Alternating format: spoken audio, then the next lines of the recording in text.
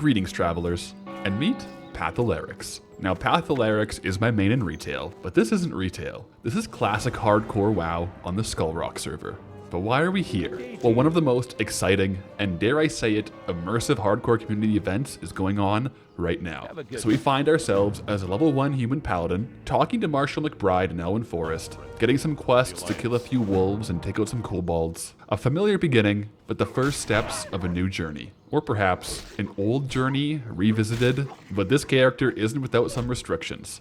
First, I'm playing on Skullrock, which is a classic hardcore server. That means Pathalerix only has one life, and a death, well, it will be back to Elwyn, the usual stakes. Second, we have solo self-found enabled.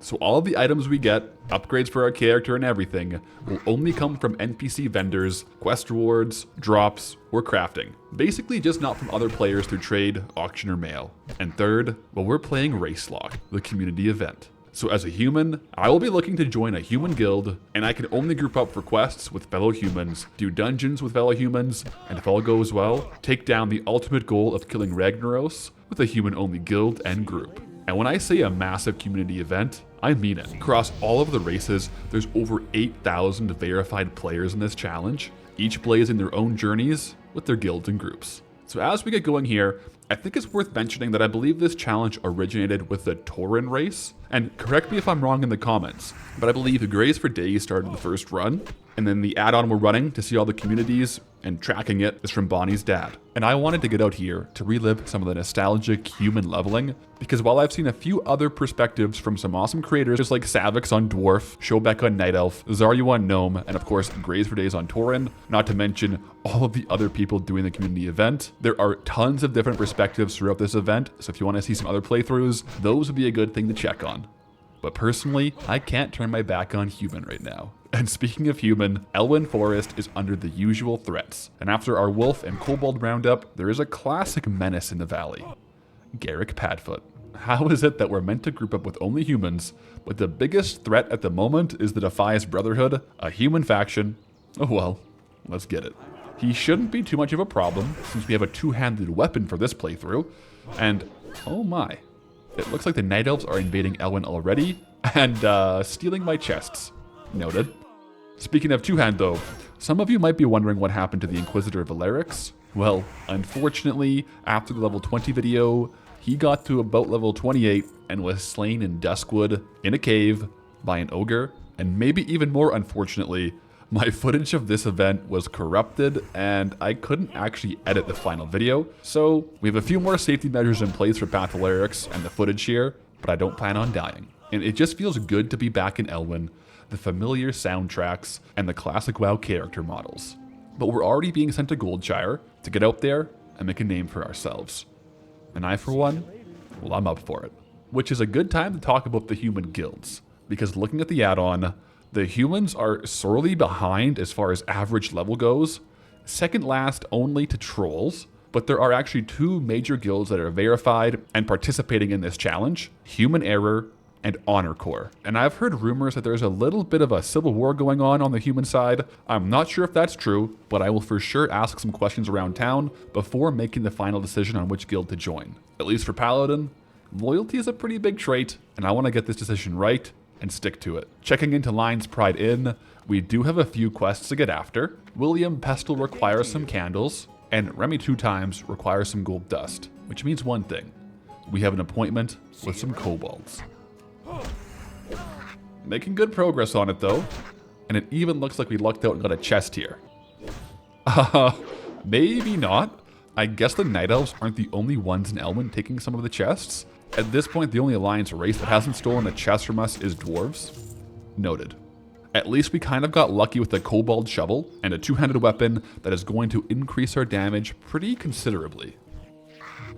Chest snatching aside though, it is cool and honestly so refreshing to see so many people out here in Elwyn from all the factions. Community events like this just make the game feel so much more alive and immersive, and I have a feeling we haven't even uncovered the half of it yet. We're kind of approaching our first major decision for the character though, professions. Since we're solo self-found, this is going to be a pretty big one. Naturally, some of the key professions for hardcore would be alchemy or engineering, Alchemy would give us access to some consistent potions, like health and swiftness pots, which could certainly save our lives in a sticky situation. Something else that could save our lives, though, are target dummies. And those are from engineering. And honestly, for a paladin, engineering has some other things that could come in handy. Early goggles, stuns, grenades, AoE. So I think I will go the engineering route, which does mean that we'll need mining to supply all the ore and stone, and I don't mind. We are not a stranger to copper ore. But a few of the crafts like the goggles also require leather. And leather on a solo self-found character can be kind of hard to come by, especially if you don't have skinning. So before I get engineering and start leveling it up, I'm actually going to grab skinning for a few levels just to get some leather stockpiled. Not to mention, skinning is super strong from an early game solo self-found perspective anyways, because the ruined leather scraps and light leather can be vendored to tradesmen for some early cash and early capital. Cash that could be used to buy stuff like bags and training. So while we have skinning, let's go ahead and lock in for some boar farming at the McClure Vineyard and get some raw gold and some leather stockpiled.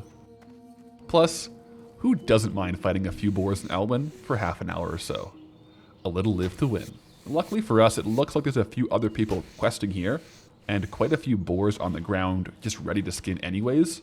Not to mention, Billy McClure is one hungry lad who wants some of the boar meat for some meat pies. So with all that set up, we have a nice min-max farm session here for sure. And conveniently, we do have a vendor right by the farm here, so a few silver stacking up in the bags pretty quickly and early on. But we can't stay here too long because we do have a few more Elwyn staples to get through, some light scouting through the mine. We have to be very careful around here in mines. I don't want an early death. And while we're here, taking out Goldtooth for Bernice's necklace, and of course, coordinating for some forbidden love between the Elwyn houses of McClure and Stonefield. You know, the usual Elwyn run. Which, by the way, if you want to tune into this run live, or just see more of the actual quests and kills, the full playthrough VODs are available on this channel, and I'm also streaming live here and over on Twitch at twitch.tv/PathalerixGold, with this challenge being Tuesdays and Thursdays. So come say hi, and if you're a human, maybe hop into a Deadmines group. But it looks like it's time for a Stormwind run. We're level 8, and we have a lot to do. Yep. I don't think there's much that maxes out my nostalgia receptors, much like Stormwind music. Definitely top tier. Now normally, this first Stormwind run would for sure be an auction house run, but since we're solo self-found, unfortunately we can't actually use the auction house or make tons of gold. We can sure spend some though, and first on that agenda is to get mining training and a mining pickaxe, courtesy of Gelman here. You know what? I'm starting to think dwarves aren't all that bad. Plus, I do want to get some first aid training over here in the Cathedral of Light. Although, not gonna lie, I am pretty bad at using bandages in tough situations on hardcore. But hey, at least they're there if we do remember to use them. And to round off Stormwind, a quick stop to set our Hearthstone at the inn, drop a few items at the bank, and we can head back out on the adventures. So far in Elwyn, I'm seeing quite a few humans who are part of Honor Corps, the human guild. Pretty soon I'm going to have to start asking questions to see if maybe we can team up and join a guild, but for now, we are having our first encounters with Murlocs, so that'll have to wait. We just need the Crystal Kelp Fawn from the Murlocs to make an invisibility potion for the McClure and Stonefield Romeo and Juliets to sneak out of their warring houses for a date. And these Murlocs are also conveniently gnome-sized. Maybe this is some good practice with combat against the ankle biters. If gnomes keep stealing my chests, we might just have to throw down a Muck-Gra, aka a duel to the death. Maybe. I do want to hit level 60 after all, and I shouldn't take too many risks, because now might be a good time to mention that I've never actually hit max level on hardcore, so here's hoping. I mean, at least we definitely know a lot of the dangerous spots from 1 to 30. One of which is for sure the Eastvale logging camp. But of course we go, because the lumbers, the Murlocs, prowlers, and bears aren't going to sort themselves. And our bags aren't going to either. Luckily the logging camp has a general goods supplier who will sell us 6 slot bags, the small brown pouches for just 5 silver. All those boars we farmed, and skinning as well, are paying dividends here. New bags equipped, and representing our hodgepodge chainmail as well, I'm feeling pretty comfortable and actually pretty powerful here, cruising up to level 9. Back to Goldshire for some hand-ins, and we're already being sent over to the west of Elwyn, but I do want to finish off some of the quests that we have hanging around, finally getting that invisibility potion completed for Romeo and Juliet, and we have one key quest left to the east. Princess. Perhaps another one of the main early run enders on Alliance, but we do have to prove ourselves and take down the boar. That being said, boars are historically quite strong in Classic, and this boar in particular has a posse of other boars to support. But it looks like we might have timed the kill quite well, and we have Princess alone. I'll take any advantage I can get and take her out now. And with that, Princess completed. We can wrap up the rest of the loose ends out in the Eastdale logging camp, and ding, level 10. Which does unlock talents. Now there are a few angles I can go here, but my old Paladin, my original character, which this one is modeled after, Pathalerix, leveled through this area as red. So that's what I'm going to do this time as well. There are definitely some good survival talents in the other trees, but the improved Blessing of Light, I'm going for that one, and perhaps a great offense is also a decent defense. With level 10, we should definitely stop in Stormwood again for some training. We get some pretty good stuff like Hammer of Justice here, Lay on Hands, and Purify. All three of these could very realistically save us, or another human traveler, in a tight situation, avoiding a reset. I also want to stop in at the trade district here to see the weapons merchant, Gunther Weller. He has some very strong weapons, and the one in particular I'm looking at here is the Giant Mace, a two-handed weapon that absolutely blows ours out of the water. Although I love the look of the Kobold Shovel, I do want to upgrade it. To do so though, we do have to vendor off pretty much all of our trash, and even some materials, but I think it'll be worth it. The damage from this weapon is just going to be massive, and we're going to need it, because we're needed to the west to fight the gnolls on the front heading into Westfall. The agenda here, get 8 painted gnoll armbands from the mobs, and take up the ringleader, Hogger. And okay, it looks like someone already tagged him. They're a human though, so I can ask to group up. Man, I don't know what this guy was thinking, to be honest. He's a warrior with no heals, and Hogger slaps.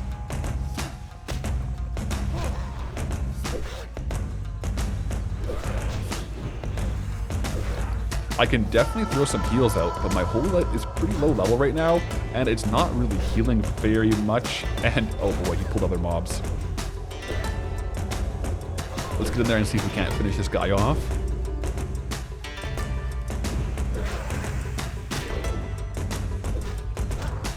This is a lay on hands angle for Sandex for sure.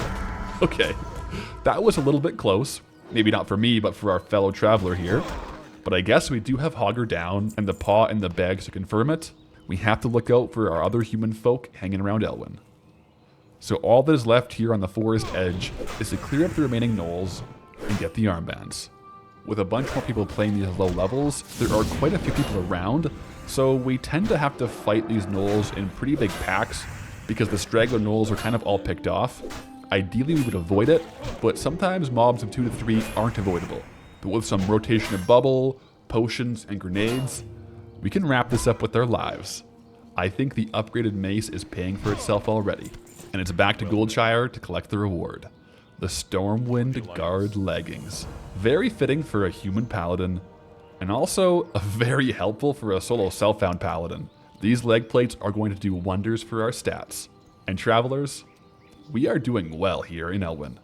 We pretty much are wrapping up all the quests now, and we do have some quests sending us over to Westfall, so let's go over there. Naturally, enjoying some of the ambiance and vibe of Elwyn on the walkover. And here we are, Westfall. Definitely a low-level Alliance staple. This zone does scale up pretty quick though, so I'll take a look around, see what people need help with, and above all, try to stay safe. The first couple of quests have us gathering handfuls of oats for Old Blanchy, and also getting the Furlbrow's pocket watch. That one I think will have to wait. I don't feel like having a dance with Benny Blanco just yet, and the rest of the quests here in Westfall are going to be pretty inventory intensive. With everything accepted, our map kind of looks like a minefield here. We kind of just have to meander around and kill vultures, boars, and wolves, we can do that. But it definitely seems like the Defias threat continues over here as well, and we have quite a few more quests to help out. Those scale pretty high, pretty fast, with some very dangerous mobs though, so I'm going to go ahead and put a pin in those, and just finish up the handful of oats for old Blanchy right now. With that done, I'm going to hearth, because I definitely want a few extra levels before doing these next quests in Westfall. And I know just where to get them. It's our turn to do a little bit of recon on the gnomes and dwarves. Let's go to Ironforge and Dunmoreau. And who knows, maybe we can return the favor and snag a chest or two. The only way to get there in style though, is the Deep Run Tram. In Ironforge here, everything looks pretty normal. Actually, I think I saw more dwarves and gnomes running around Elwyn, to be fair. Curious.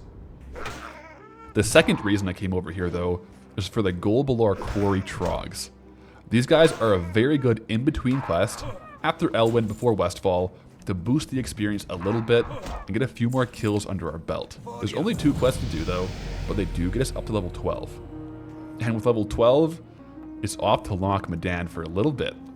Naturally, stopping to investigate the lost pilot and take out the pet that apparently killed him. But with all that sorted, welcome to Loch Medan. I do quite like jumping back and forth between Loch and Westfall for these level bands, especially on hardcore. We go back and forth 2 or 3 times just to make sure we're always a decent level for the mobs we're doing. So let's check in with the Flightmaster and Kuranos. That way we can get back here pretty easily again and make our way down the zone to get after, well, more Trogs. Now that I think of it though, these quests are technically in defense of King's lands, which is helping the Dwarf King, I believe. But hey, so far I like the dwarves, and I wouldn't mind sharing a pint with the king. And while we're taking out these Trogs carefully, if you've tuned into some of my old hardcore runs, well, Loch Medan has been the death zone for about 50% of them. Yeah, so I'm taking my time over here, making sure my health bar is staying firmly in the green, and trying not to pull more than 2 or 3 mobs, although these scouts have a pretty bad habit of pulling more. But without too much trouble, albeit a couple bubbles, the first wave of the Trog threat is satisfied. Earned a much needed dwarven pint, and a good night's rest in the Kuranos Inn. There is plenty of more adventuring to happen in Loch Medan, Westfall, and of course Dead Mines on the horizon. But to gather that group for Dead Mines, we are going to have to decide which human guild to join up with. Things to think about. Make a decision on whether I should join the human-only guild of Human Error or Honor Corps. Because we're doing this run human only. Back out into the loch we go. Now the current status out here is finishing off some of the quests we got from Thessalmar. First and foremost, getting the last of the supplies for the Thessalmar blood sausages. We have the spider ichor and the boar meat sorted out, but we do need a few more of the elder black bears for the bear meat, which is at a listed 35% drop rate, but classic being classic, I am prepared for either 3 kills or 30 kills on these bears. We're pretty close to leveling up here, so just a few black bears in, and ding, level 13. As far as the talent spec goes, I still am putting all my points into improved Blessing of Might. I'll keep that rolling, and we'll just change up once I have 5 out of 5 and see where to go next.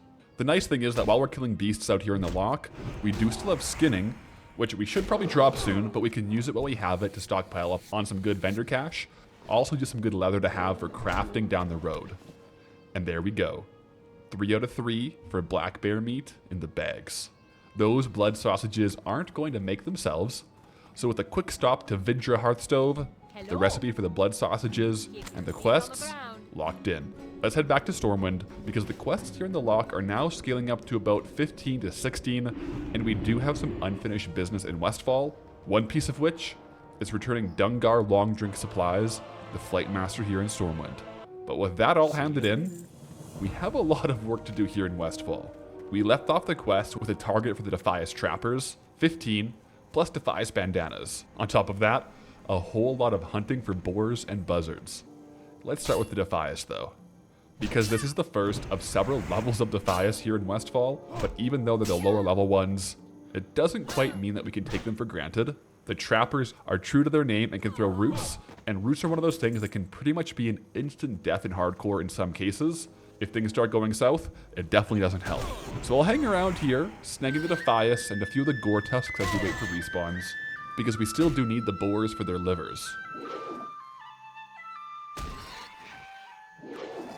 Yeah, I didn't see this flesh ripper.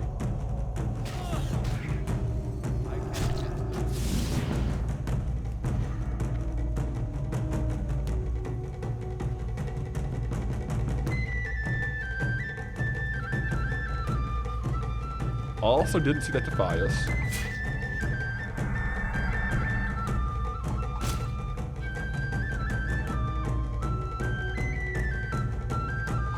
Okay, well that was a health pot, a bubble, and a lay on hands, all just to survive. I mean, I think we were definitely okay the whole time, but we did use up all of our cooldowns quite early here, out of an abundance of safety. But I mean, we definitely have to be a little more careful out here, otherwise we're going to end up dead before level 20. So we'll get the rest of these kills with a little bit more of a swivel on our heads, which should help for the safety department. Alright, so getting back to Gryan, with the new confirmation of the 30 Defias down, and a target for 30 more. This time, the Pillagers and Looters. We'll go ahead and hold off on that one for now. That one might require level 15 to really do, and maybe if we round out the rest of the Westfall quests here, we'll ding up just enough to get there. Plus, heading off to the east here, towards the Riverpaw Knolls out by the Longshore, we have some quests to get the Knollpaws. They do have a few camps around, but given that this is hardcore, and our gear, being self-found, isn't super great, I think our best bet is just to stick around the perimeters and take out 1 or 2 stragglers as they go. Well, I mean, it doesn't always go to plan to pick them off, but we still have some decent stats, I suppose, so if we do end up pulling 3, we can get them out. But there's also a few travelers out here in the wild who sometimes don't mind throwing a helping hand here and there. So with the Riverpaw Knolls in the rear view mirror, we do still have a pocket watch that we have to snag. Because there comes a time in every paladin's life that Benny Blanco must go down, and the Furlbrow's pocket watch must be obtained. So let's lock in and take this guy out in the house.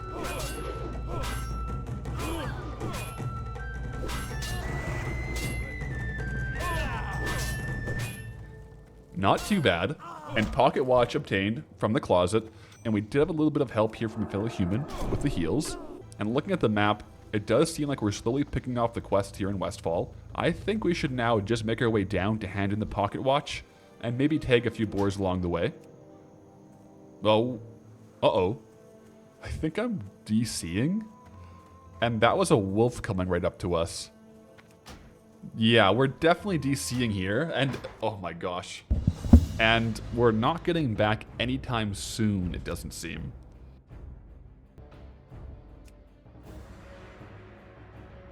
Oh boy, let's hope we're still alive.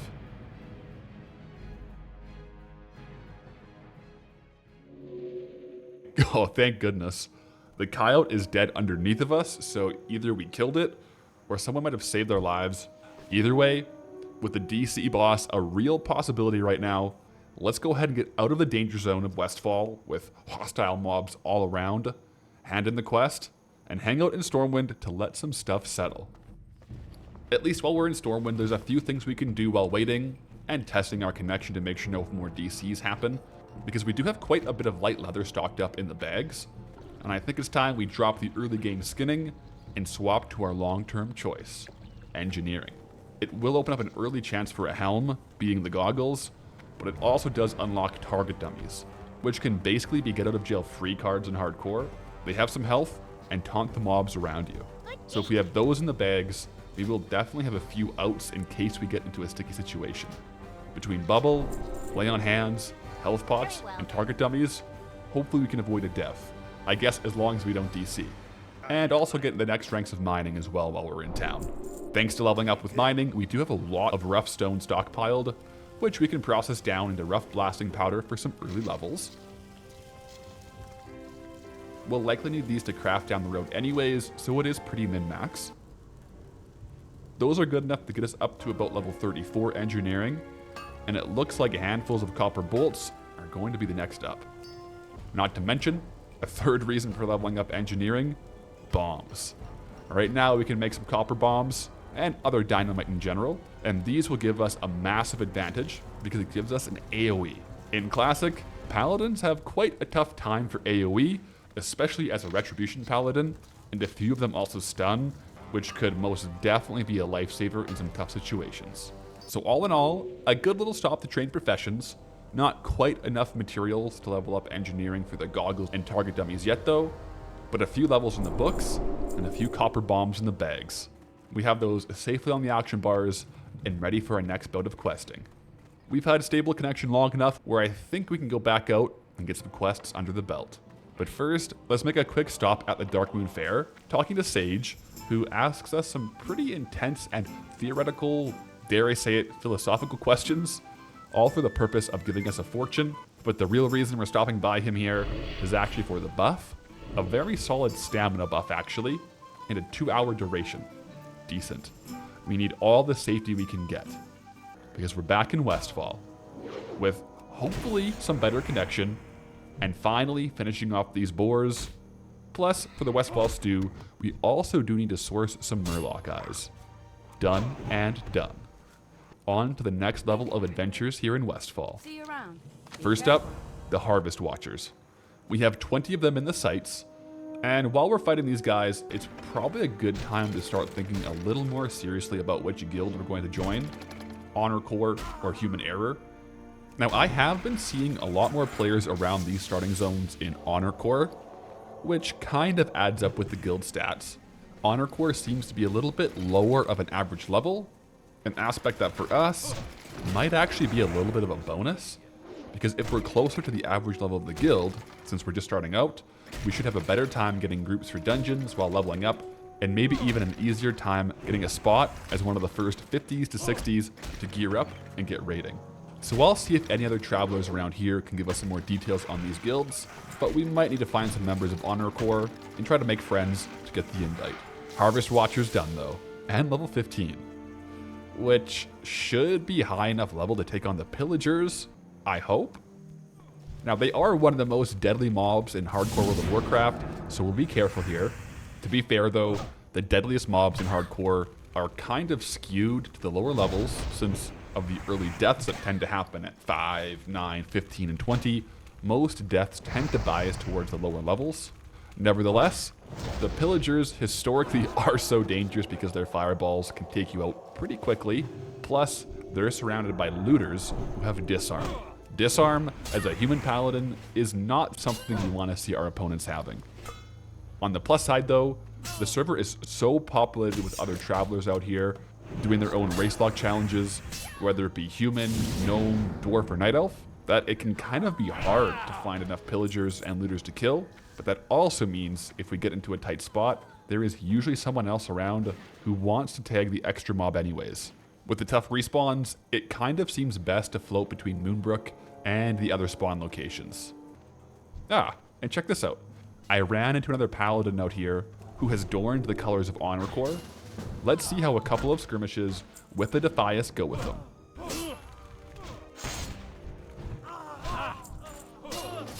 He isn't much for words, but a pretty solid fighter, so I think we can join up and enter the Honor Corps guild. It should hopefully give us some good options for guild members to group up with for dungeons. Dead Mines is coming up soon after all, and there we go.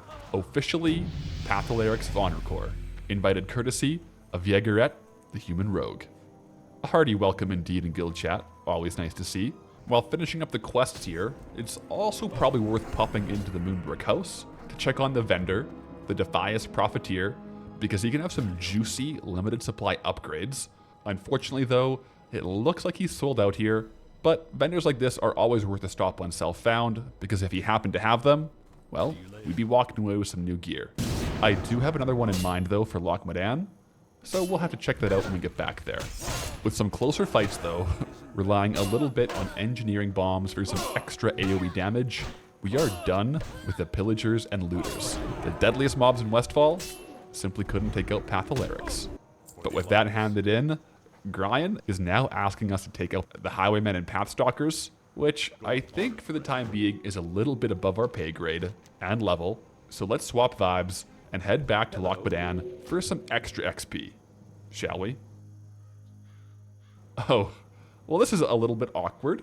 I never actually got the Loch Modan Thesselmar flight path, so I guess we just go to Ironforge and walk again. I need to get closer. At least there's some copper on the way.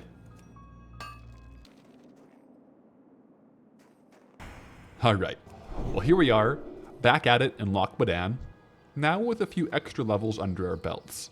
Enough levels to take on the Silver Stream Mine. The target here, tunnel rat ears, and mining gear. The problem though, the mining gear is hidden in caves, and aside from our little DC earlier today, caves might be one of the more dangerous aspects of hardcore. If we get bad spawns in a cave, it can definitely be a death. These supplies are kind of close to the entrance, but I don't really want to take them because someone is already fighting, and I don't know if they want the supplies. But actually, on second look, they're gonna die. Well, lay on hands. On cooldown now. So far the dwarves haven't wronged us, and we are in Loch Badan, so maybe saving one dwarf's life isn't too bad. It looks like they were trying to fight, but had pressed enter on their keyboard, so they couldn't actually cast any of their abilities. Not ideal. I guess we can snag the mining gear after all. And with that, 4 out of 4 mining gear loaded up. And as for the rest of the tunnel rat ears, let's go get those outside of the cave, where we have a little more real estate to run if needed.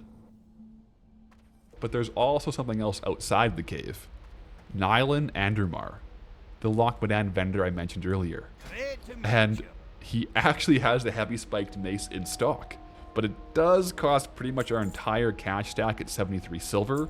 Looking at the +6 strength though and the massive damage increase, I do think it's worth it, especially on a self-found character where we can't just go to the auction house to buy upgrades. This could definitely save us in a couple fights and also speed up our leveling. There's more than one left in stock as well, so we may as well give a heads up to our fellow guildie here.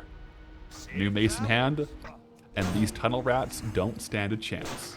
One thing I love about classic WoW is just how much you really feel the power level spikes with upgrades like this. We do have to be careful though, because with power spikes can definitely come overconfidence. Yet another thing in classic WoW that can prove deadly. At least we have the stats to back it up now though. The Paladin is absolutely cruising through Loch Badan now. And while we're back in Thessalmar for a bit, let's go ahead and make sure we actually get the flight path. Nice. Quests handed in, levels stacking up, and I for one am having a blast out here on this Paladin. But there's still plenty more adventuring to come. Now the Loch Badan quests in my sights here are Bingle supplies and croc hunting. Bingle supplies are up on the island and surrounded by the last of the trogs we need for defense of King's lands. And down to the south, where we find ourselves now, we have the Loch Crocolisks, the last beast target from the Farstrider Lodge. And an important area to note, because this is the area that I died on my first hardcore challenge character, Hematrix, slain by a croc. So we do have to be careful. Granted though, that character was under a few more aggressive restrictions than Pathalerix, but still, this area is not for the faint of heart. In fact, it looks like someone just died within earshot. And upon further review, it's confirmed a level 19 gnome died to the very mobs we're killing right now, after complaining about spawns. Yikes. I guess with so many players out in the world right now, it can go pretty quickly from no spawns to way too many spawns in the blink of an eye. We'll keep that in mind and walk around here with a little bit more care, but with safety as an issue, in the back of my mind, the sooner we can get our engineering level up high enough to make target dummies, the better. And Croc is done. Yet another dangerous one completed, Bingle supplies returned, and the last of our quests at the Farstrider Lodge handed in, and Dame level 17 to boot. About one level to go before we can really consider doing Dead Mines, and just one more quest here before I head back to Westfall to gather up all the Dead Mines quests. Ironbrand's excavation site. The Trog threat continues. Our target this time isn't necessarily the Trogs, but their wooden carved idols. Let's get it. Oh geez. Another death nearby? We really gotta be careful out here in Loch Badan. And check this out. A night elf and a human questing together. Now, I'm not judging, but it does look like the night elf is in a RaceLocked guild as well, so I don't know about grouping up with the human. They did invite me to group, but you won't find Pathalerix joining up with a night elf on this run. Maybe the next. Oh jeez. Maybe solo leveling out here isn't actually the best.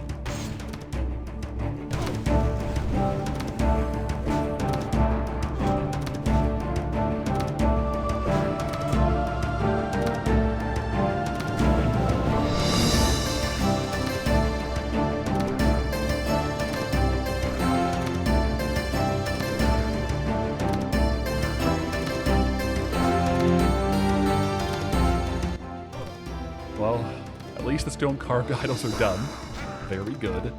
But none of the rewards here are upgrades, so we'll just take the one that benders for the most and keep rolling. Let's head back to Stormwind and work on some professions. I really want to get engineering as high as I can here. Like I said, the sooner we get target dummies, the better. And working with some of this coarse blasting powder, it looks like we actually do get a high enough level for the target dummy recipe. So let's craft up a few. Both for personal use, but also just to rank up to 100 engineering, because that's when we can craft our first goggles. Although, give me 1 second, because I do have to run back to the Trade District Bank to get some of the supplies for engineering crafting, which in Classic, Dwarven District to Trade District, it's about a 5-minute round trip from the engineering trainers. Oh well, we're back up in crafting, with a few target dummies in the bags, unfortunately very small bags, but these are definitely worth the slot and could definitely save our lives if we get into a troublesome situation. And with a few silver contacts more, there we are. Level 100 engineering, which is exactly what we need for the Flying Tiger goggles. And because we planned ahead, we have light leather stocked up from skinning and Tiger's Eye stocked up from mining, so we can make them straight away. Some super nice stats for our empty helm slot, and dare I say it, pretty darn stylish. Stylish enough to head back to Westfall, I think. So up into the Dagger Hills we go for the last set of Defias mobs out there. We have the Highwaymen, classic dual wielding and fast attacking, which is good and bad. It does a lot of damage, but we just trained up a Retribution aura, so every attack they do on us, we dish it right back. Plus the Pathstalkers, who are a little tricky as well because they can interrupt and kick, so we gotta watch out for that. And lastly, the Knuckle Dusters. Oh, we have some friends.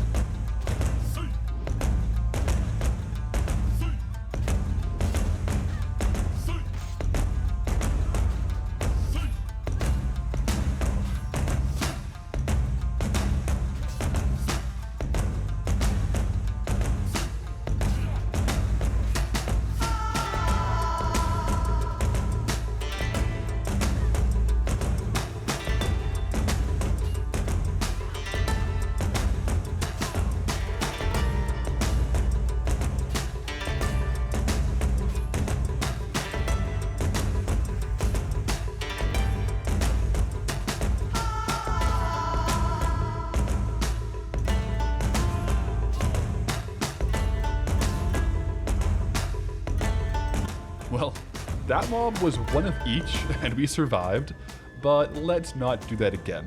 If we want to get to 60, we might have to play a little more carefully, maybe taking time to smell the roses and kill one mob at a time. Although sometimes 2 or 3 get pulled, and we have cooldowns for that exact reason. Target dummies are in the bags now after all. But without too much trouble, quest complete, hand it in, and on to the next. To unlock the next couple of quests, and the Dead Mines quests themselves, we do have to head over to Red Ridge Valley to talk to Wily. While we're passing through though, we can grab some of the Dead Mines quests from Stormwind. There's a few here. So up in the Dwarven District, from Thistle Nettle, the Dwarf, as well as Shawnee the Silent, the Gnome. To unlock the rest though, we are off to Wily and Red Ridge. So far we haven't actually gone to Red Ridge yet on Pathalerix, so it's the Shoelace Express for us. So in the video it's pretty quick, but in game, it's a nice little jaunt through Elwyn Forest. Let's make sure to grab the flight path once we're here though, just to save us from having to do that again. And here we are. A quick chat with Wally the Black in Red Ridge, stopping back at Westfall, getting sent back to Stormwind to talk to SI, and with all of that running around completed, we're back in Westfall with some quests to gather up and queue up for the Dead Mines. First up is the Defias Messenger. We need to intercept some top secret information about the hidden Defias base and leadership here in Westfall. And with how populated this server is, we are not going to find him walking around, but instead, I think we'll have to wait for his respawn. I did group up with another human here to help our chances, but it looks like we do have quite a few night elves camping the spawn as well, so we'll just have to see who ends up on top. One thing I can do is make a /target macro that uses judgment. Oh man, that was bad timing. I guess we'll get him on the next one. I mean, they were going to Dead Mines anyways, and they asked to get the tag, so we'll just call this one Diplomacy, I think. Alright, round 2, and a bigger crew. There we go. Messenger in the books, and unsent letter in the bags. So with the messenger completed, we can actually pick up the rest of the Dead Mines quests here in Sentinel Tower, a target on Edwin Van Cleef, the head of the Defias, and Kingpin within the Dead Mines. And we also just have to collect some assorted bandanas. Perfect. 5 quests in the quest log for Dead Mines. Time to roll. Let's form up a group, human of course, and to do this, we're kind of lucky because we joined up with Honor Corps, so we have access to quite a few players, guildies, who are around this level, also doing human race locked, and that want to group up. So without too much trouble, we have a full crew of tank. Warrior tank, rogue DPS, warrior DPS, paladin DPS, and priest healer. Perfect for close quarters battles on the ship. Let's head in. Well, the first couple of quests here aren't actually inside the Dead Mines. I mean, we're in the outer mine, but not the instance. These are the quests from the Dwarf and Stormwind. Thistle Nettle. We need the Miners Union Guards, 4 of them, and we need to kill 4 men Thistle Nettle. These poor souls are here following some kind of a mining incident and have been turned to undead, so we'll get the cards back for them. Unfortunately, with the group of 5 players, we aren't really able to get all of the Union cards completed, so we'll likely have to come back here for another run later. During this run, I personally only got 1, and instead of waiting for them to respawn, we'll just come back later. So into the real dungeon we go. Just a few mobs before we go in, actually. Oh boy.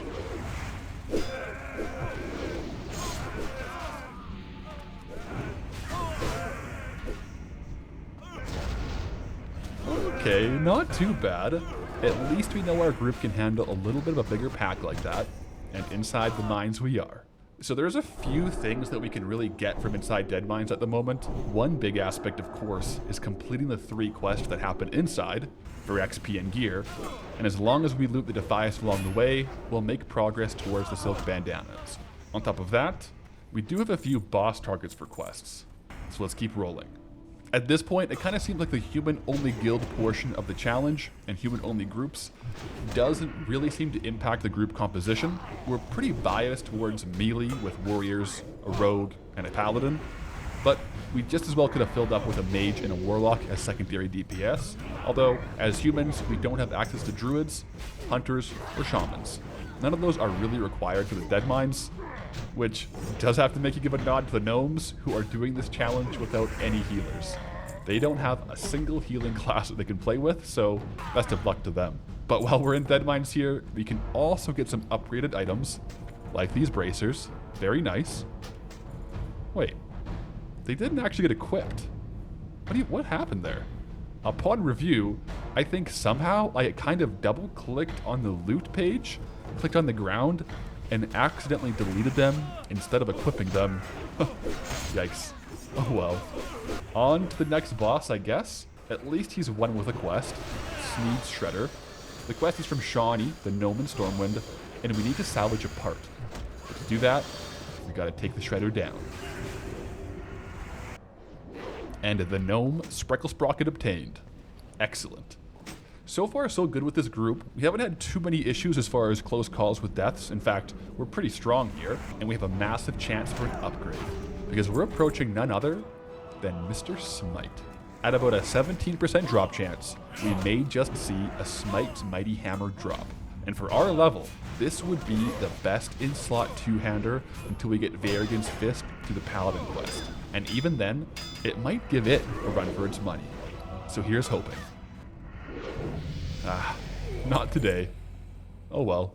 We very well may come back to Dead Mines for another run someday for a second chance. On hardcore though, regular dungeons, like Dead Mines, do have daily lockouts, so we can only roll the dice on this once per day, and eventually, we will just outlevel it. But on to the last and final boss, Edwin Van Cleef. He can be pretty tough on Classic, and on hardcore in particular, because he does spawn with 2 ads. So we'll definitely want to focus down the ads first, and he actually spawns 2 more ads during the fight. The trick is, he always does this at 50% health, and if we stun him exactly at 50%, he can't spawn them. Perfect. No second ads, and Edwin Van Cleef goes down. Hopefully no one's watching in the shadows, but ding level 19, and looting him up for the quest item to return to grind Stoutmantle. I mean, it's confirmation of the kill, but it is his head, so not going to want to hold on to this for too long. But overall, a successful Dead Mines group with a guild group. GG's. At this point, it's kind of easier just to Hearthstone out since some of our quest hand-ins are back to Stormwind, so we make a group decision and we all Hearth. First dungeon in the books, and hopefully many more successful ones to come. Handing in a couple of the quests here in Stormwind though, to Swift Thistle and the other to Shawnee, reporting to grind Stoutmantle here, with the head of the Defias Brotherhood in the bags, Van Cleef. It hands in exchange for quite the quest reward. Out of these options, I am most definitely going to go for the Chausees of Westfall, a massive armor upgrade, and 11 strength, 5 stamina leggings. Rare quality as well. These are honestly probably going to be our leggings for a good 10 to 15 levels. A very respectable quest reward indeed. And up at the top of Sentinel Tower, we can hand in the bandanas as well, getting some XP, and then some vendor trash fodder as well. Perfect. And with that, we are done the majority of Westfall quests. There are a few shoreline quests to come back and finish up, but let's head over onto our next zone. And I know exactly which zone awaits. Redridge. Getting into town here, there is quite a bit going on. One thing of pretty high importance though, is that Darcy needs us to bring a lunch to her husband, Guard Parker, who's out on a big long shift right now. So we can do that. On top of that, there are quite a few quests around the zone for various mobs around, kill quests and target quests, so we'll get to that. But with everything accepted, the map is now littered with quest objectives. Which if you're wondering what that add-on is, it's the Questy add-on, which is pretty helpful in Classic for seeing where to go for quests, what quests are available, and where to get certain loots. But looking at the map, there's also a lot of red. And red is part of our death log add-on, which tells us when other players in the hardcore mode have died, as well as some cool aspects like their last words, time played, and cause of death. And there is a lot of red around Redridge. Getting going on the first quests here though, we do need the boars, the spiders, and the dire condors around Redridge to make the local cuisine of Redridge goulash. These beasts are spread out pretty far though, so I'll try to grab them whenever I'm running between other quests, objectives, or hand-ins, and just make this a long-term goal for the zone. Speaking of which, that does bring us down into the three corners on the edge of Elwyn and Duskwood here, where Guard Parker is on duty and watching the front. And he's looking pretty hungry. Luckily we got his lunch. And in return, he is asking us to bring us some flowers to Darcy, since he's been away on shift for a while. Can do, Mr. Parker. On to the next. The Knolls of Redridge. Down in the south of the Lake Ridge Highway, we have an assortment of gnolls. The ones in particular we need to take out are the mongrels, 10 of them, and the poachers, 6 of them. At this point, we are kind of over-leveled for the first selection of gnolls, being level 19 to their 16. Oh no, a fellow human guildie, Stank Plank of Honor Corps, has fallen. RIP, brother. We go again. We definitely have to be safe out here, and if nothing else, the Deathlog add-on just reminds us to play a little safely, make sure we get to that max level after all. Speaking of which, another fellow guildie is actually starting these gnoll quests here as we're finishing, so to keep both of us safe and moving quickly, a quick group up, and we can take out the last of the poachers and the mongrels together. Nice. On to the next. Still in the south of the Redridge Highway here, we need to get some spotted sunfish. They drop from the local murlocs, plus there is a healthy condor population around, so we can still work towards the goulash. Oh geez, I didn't see these whelps. There's 2.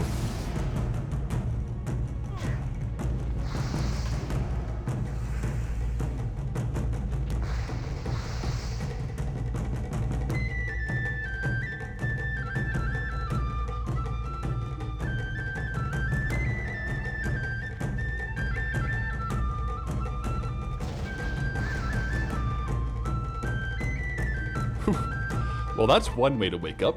A double pull of whelps is no joke, and you can really see why those whelps are the #1 most dangerous mob in Redridge. Casting their fireballs and hiding in the tall grass, we'll keep pretty clear of them and make our way through the rest of the sunfish. But if we didn't have bubble or something there, that could have definitely been a death. Gotta be careful. With Classic being Classic though, the sunfish say they're a 45% drop rate, but we're about 10 kills in and no luck so far. Good XP from grinding though. It's Speaking of the drop rate, apparently we can also get the spotted sunfish just from fishing. Unfortunately, I don't have a high enough fishing level to actually get them, so we'll just stay here grinding the murlocs until we get 10 of them. Slow and steady. And ding level 20. We're actually cruising through these levels. Plus, on the way back, with 10 sunfish in the bags, we can make a little pit stop at the bottom of the lake to get Oslow's toolbox. Watching out, of course, for the lake monsters. So far, a couple close calls, but Red Ridge is moving along pretty well, and so it's on to rounding up the last of the goulash. But oh, what's this? A fellow guildie is asking if we wanted to do dead mines? Well, I mean, another chance at loot like Smite's Mighty Hammer would actually be pretty solid. Our spiked mace is pretty good, but it is rapidly being out-leveled. So, I'm in. Hearthing over and meeting up with the group. Level 20 training, of course, on the way. Gotta make sure we're fully equipped for the run. And here we are. Another group of adventurers ready to head into the mines. A full group as well. But wait, I thought we already took out Edwin Van Cleef. Interesting. Either way, let's get in there. And actually, as we get going here, it's pretty nice because last Dead Mines run, we didn't actually get a chance to finish off the Miners Union cards. I only got 1 out of 4 from the mobs outside of the dungeon. But here we are now, 4 out of 4 completed. Perfect. So into the Dead Mines we go. Now we definitely want to stay safe on the second run here. It would really be a shame to die after we already cleared it fully, but hopefully we can get lucky on loot this time. So far so good here.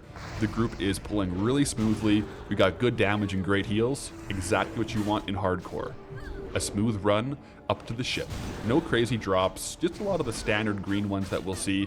To be fair though, for Paladin, the one that I really want to see is still coming up. From Mr. Smite.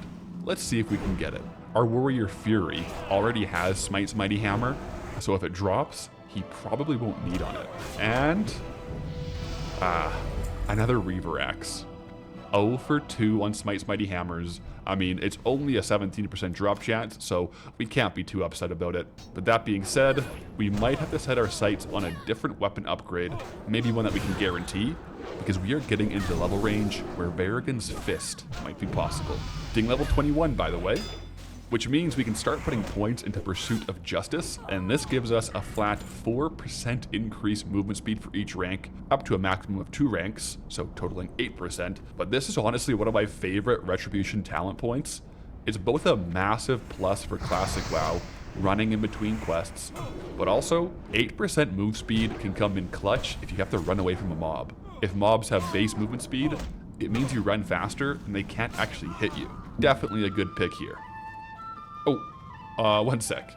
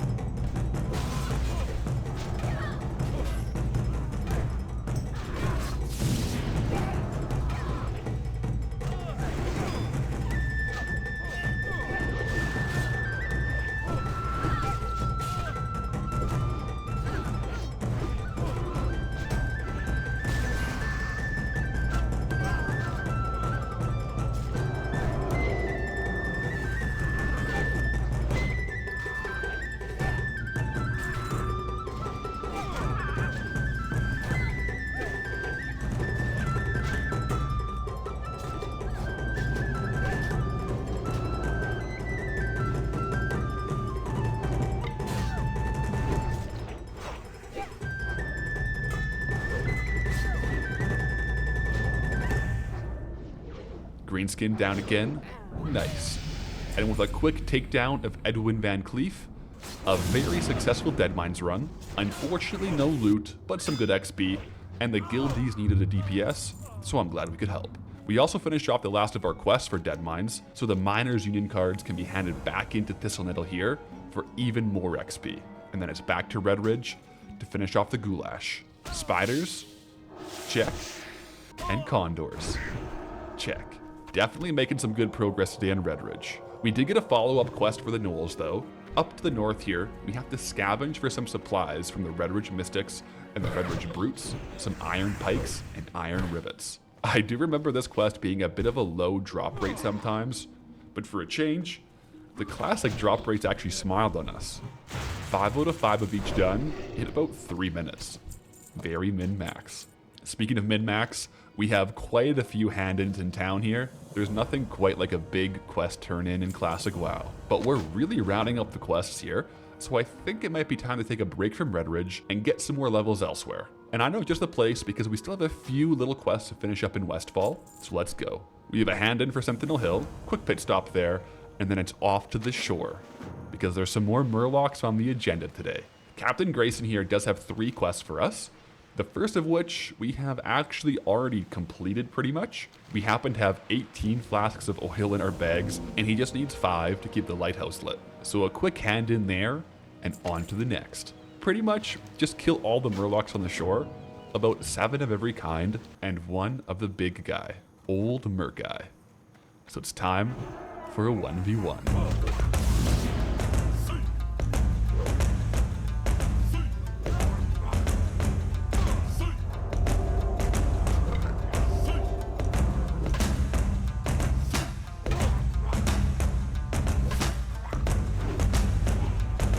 Well, honestly, that was a little easier than expected, and maybe got our confidence too high because this Murloc pull is no joke here.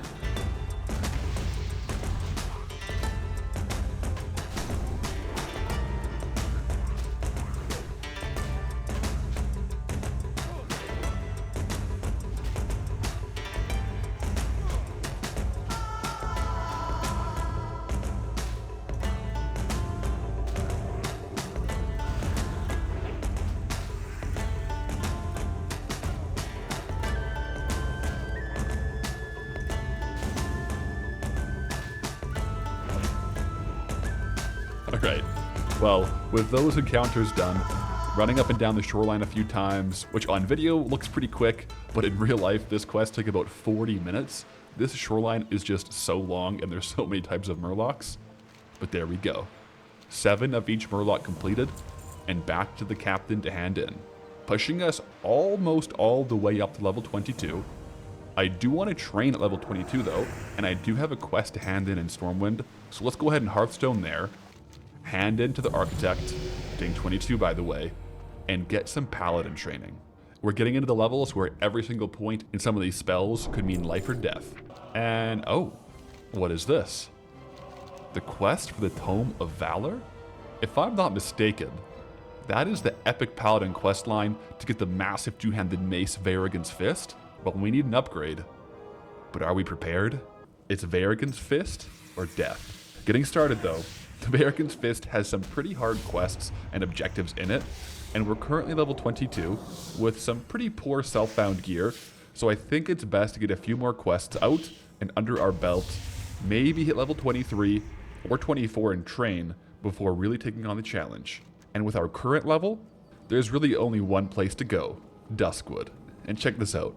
On our way in, it looks like this elf is coming along, but with our new Pursuit of Justice 8% speed boost talent and his poor choice of pathing, we actually get to the vendor first and snag 2 of the large healing potions. Those could come in handy on our quest for Varrigan's Fist. We didn't take all 3 in supply though, and left 1 for the Night Elf, and we also gave him Wisdom. Duskwood is no joke, and I don't want to see anyone else die today. Let's check into Darkshire though. There are quite a few quests going on in this zone, and most of them do require a fair bit of running around, so we'll be sure to min-max as best we can here. Councilman Millstipe here, for one, has a quest to head into the Stormwind Stockades to assassinate Dextrin Ward, a criminal who was caught stealing bodies from the cemetery and selling them to Morbid Fell, a bit of a Duskwood necromancy legend.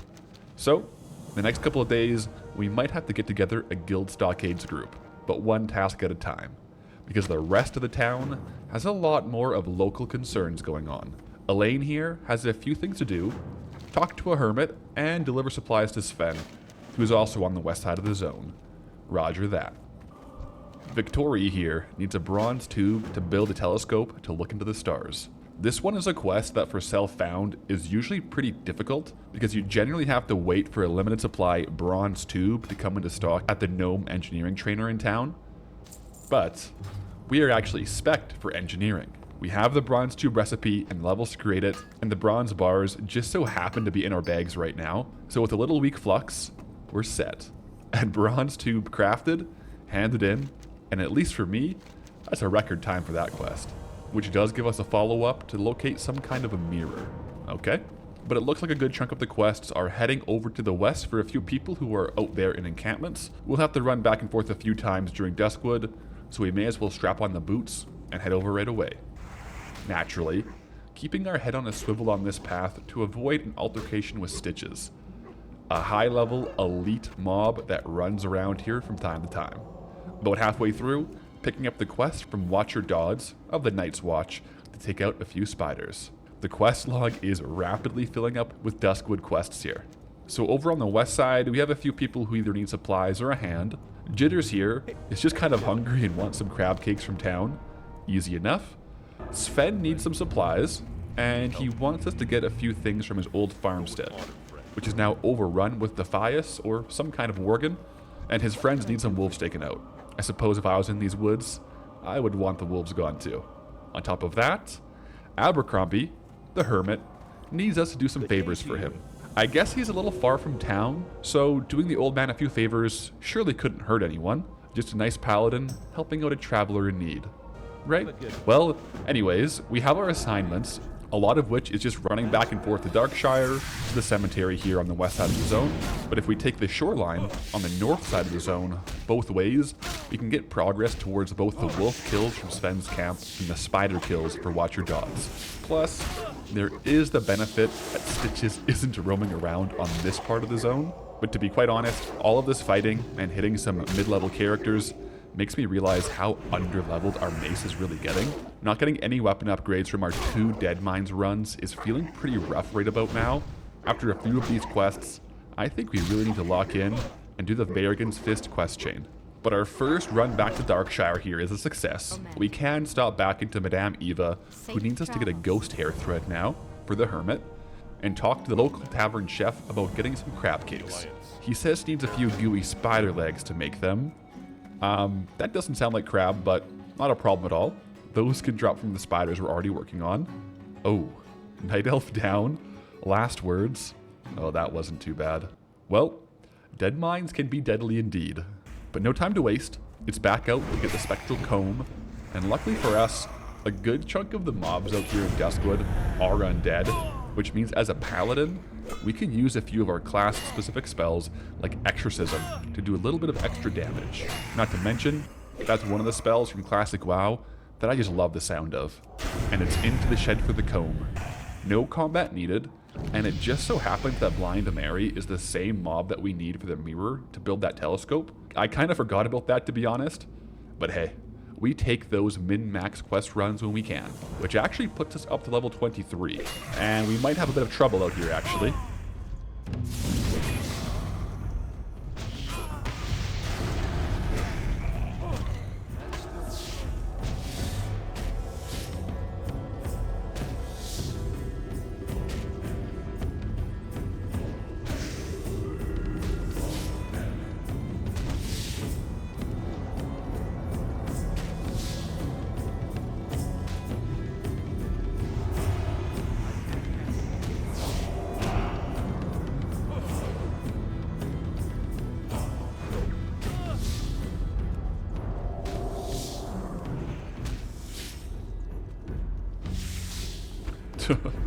Well, if that last fight with the spider showed us anything, it's that we need some more damage from our weapon.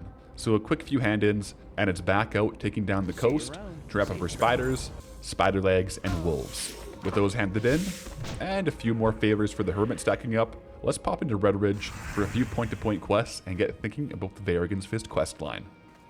Oh, what's this? Another paladin in the guild is checking to see if anyone else is doing the mace quests. Well, we are. Let's group up and head over to meet up with them. Aldrich, level 22 paladin. Greetings, traveler. 2 paladins will definitely be better than 1 on this quest line, so let's head over, because the first part of the Varrigan's Fist quest chain is in Westfall, and there are a few waves of mobs to take on to protect Daphne Stillwell. Time to defend from the Defias incursion. 2 paladins against the Borderhood. Let's go. First wave here shouldn't be too much of a problem. It's just 3 Defias, and they're actually lower level than I remembered. So, wave 1 down, but I think the next one will be 4 mobs, so we definitely want to pay a little bit closer attention.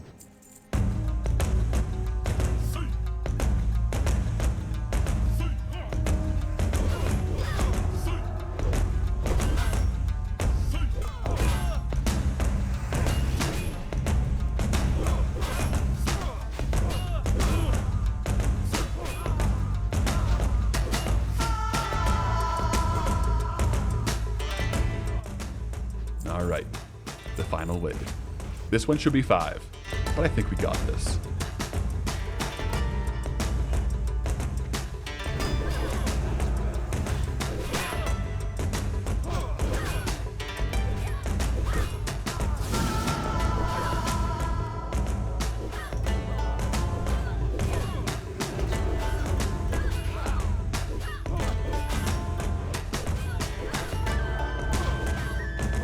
It looks like Aldrich might be disconnecting or something. He isn't moving or attacking, so we'll finish this off and make sure no mobs come up and fight him.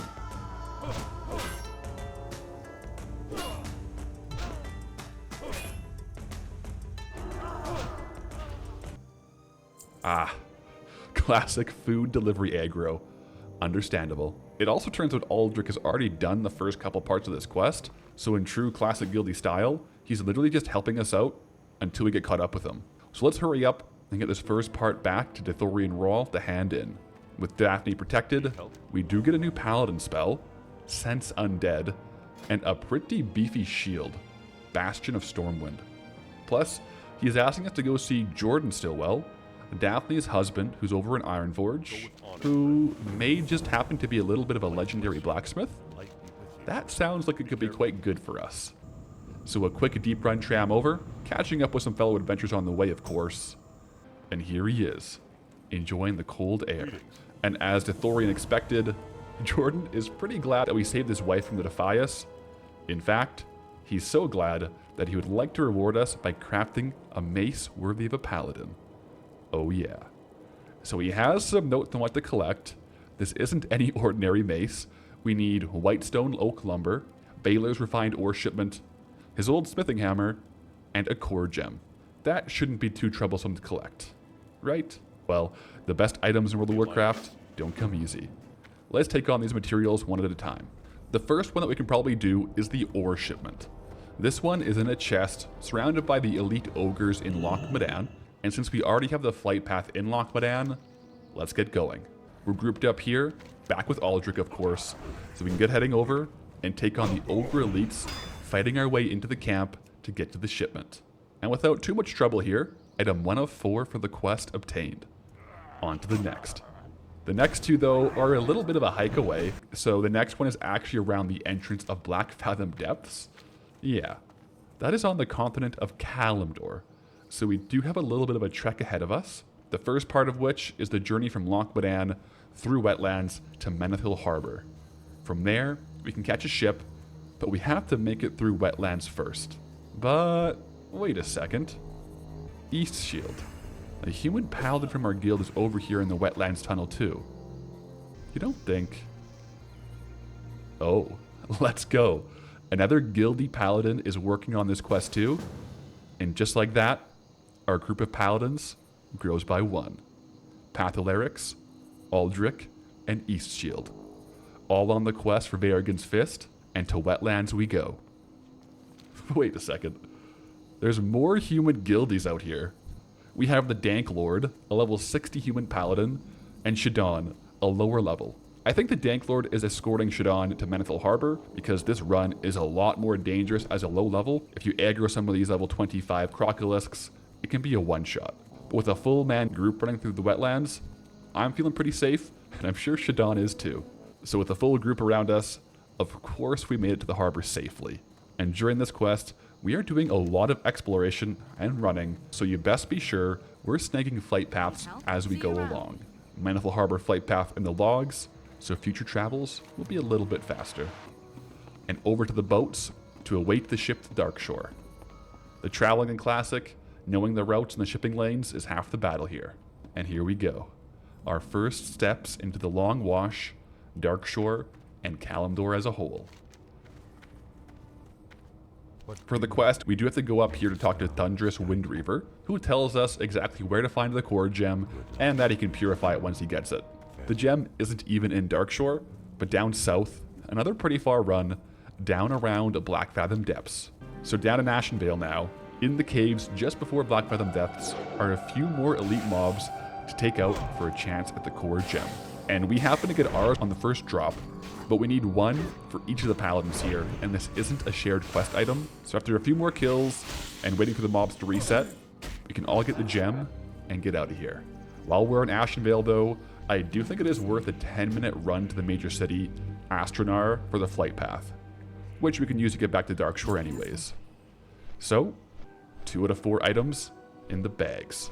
And the next one might be the most dangerous, because it's located in Shadowfang Keep. So back through the boat, and running north now in wetlands, all the way north to Arathi Highlands. This right here, very well maybe the most dangerous part of the quest.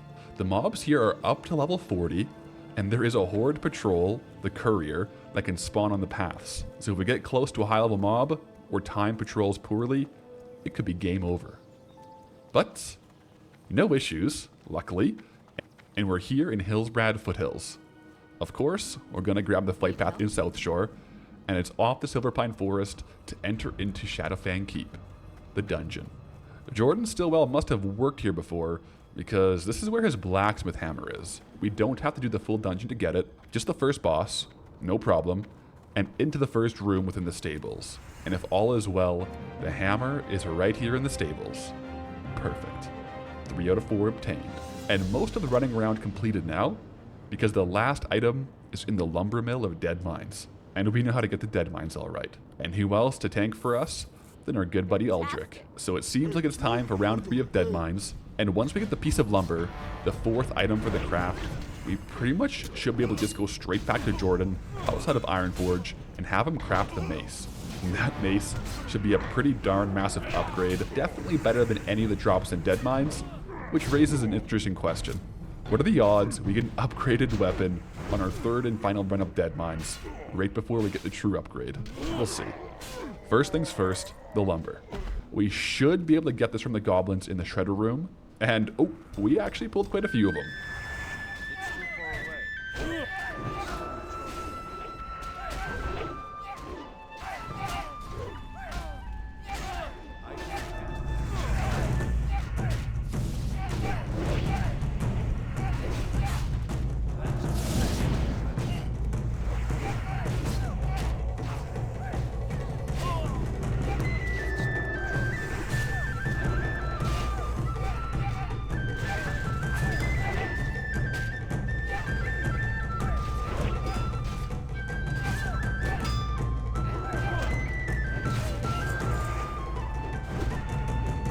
Quite the skirmish, but lumber obtained.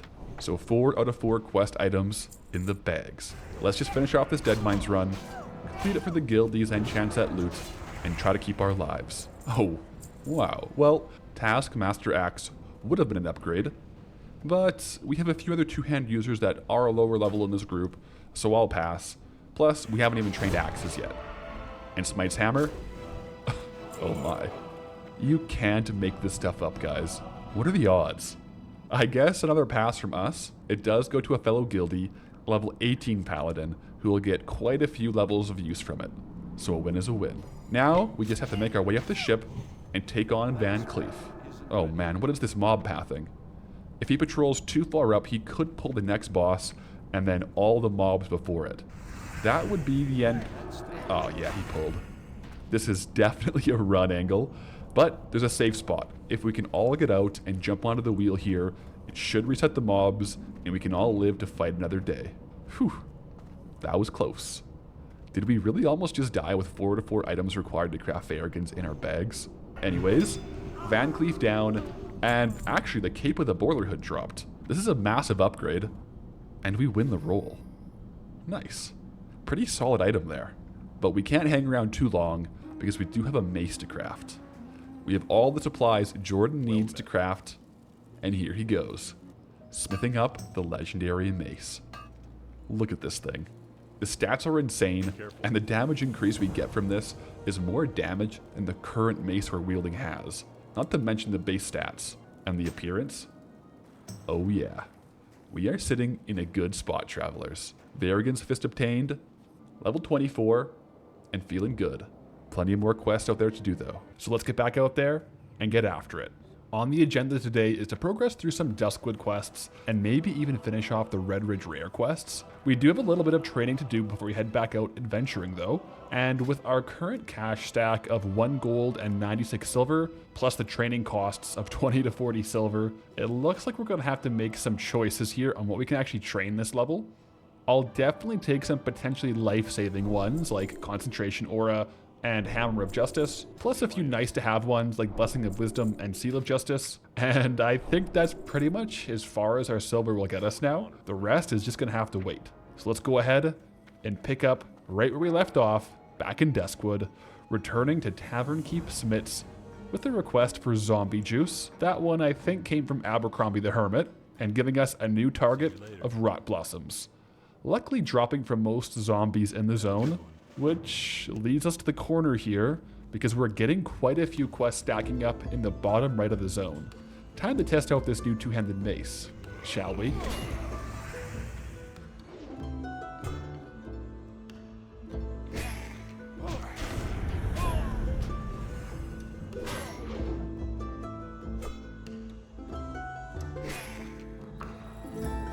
First kill in the books, not bad.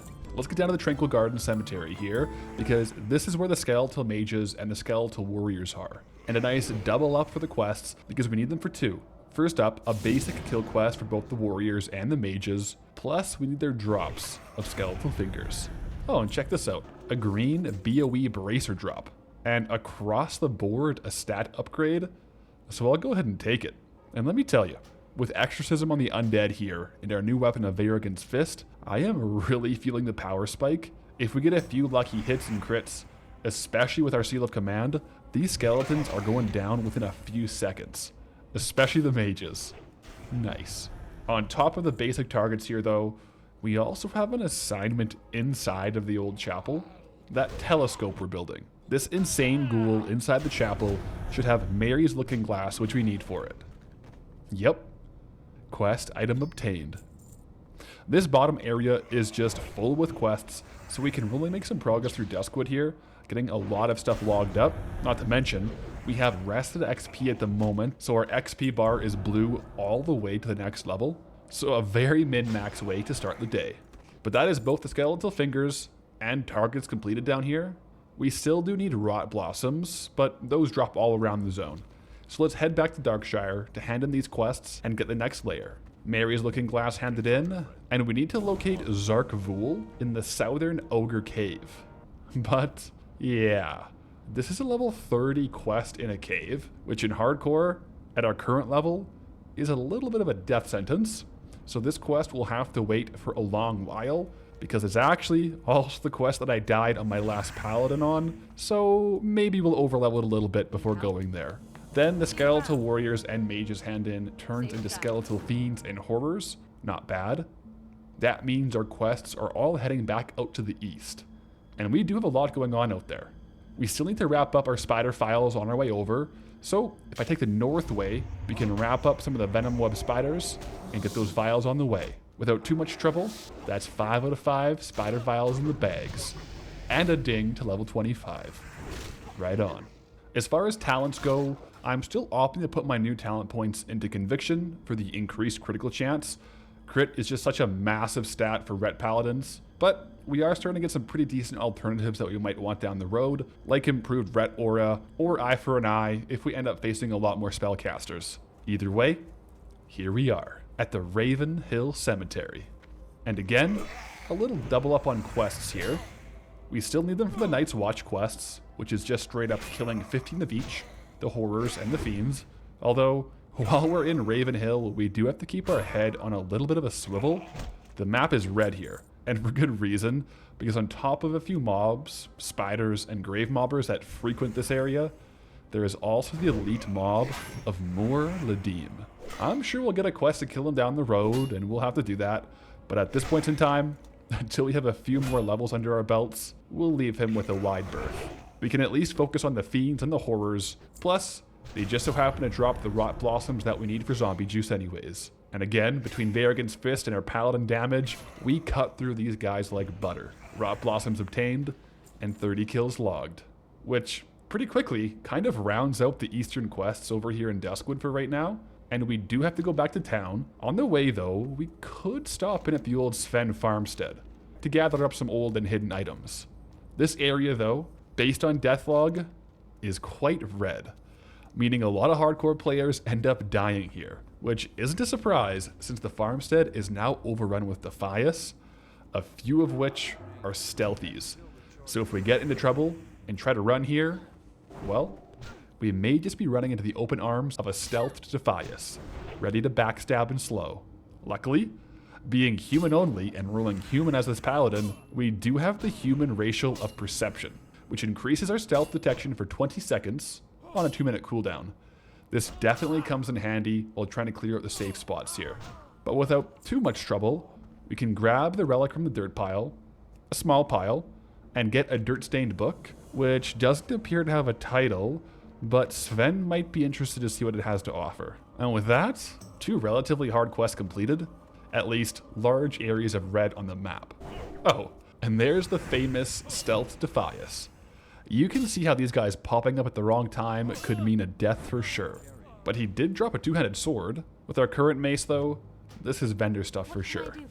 Back in the town, we can hand in the Night Watch, which does give us the final rank of the kill quests to kill 20 plague spreaders, with the reward of a 10-slot bag.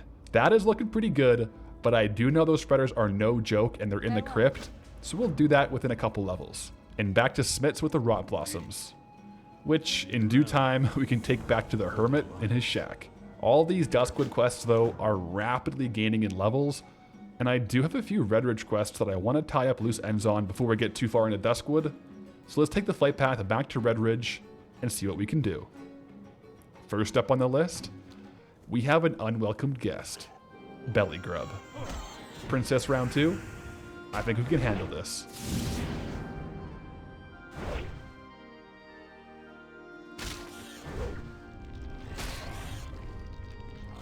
There we go. Without too much trouble, and just 1 level over, Belly Grub goes down. On to the next. I am over-leveled for a few quests here, particularly the Redridge Brutes, and normally I wouldn't do quests like this with grey mobs, but between all of our questing and especially Varigan's Fist, we kind of out-leveled some of these, but the follow-up quest is actually super good and gives us some very solid upgrades, so I'll go ahead and get this one wrapped up too, and hand it back in to Werner Osgood. The next quest, Yowler, who has the proposed reward of a ring. And on Self-Found Hardcore, rings are like gold. Let's get it. Grouping up with a fellow traveler and guildie here, we should be all set. Time to fight.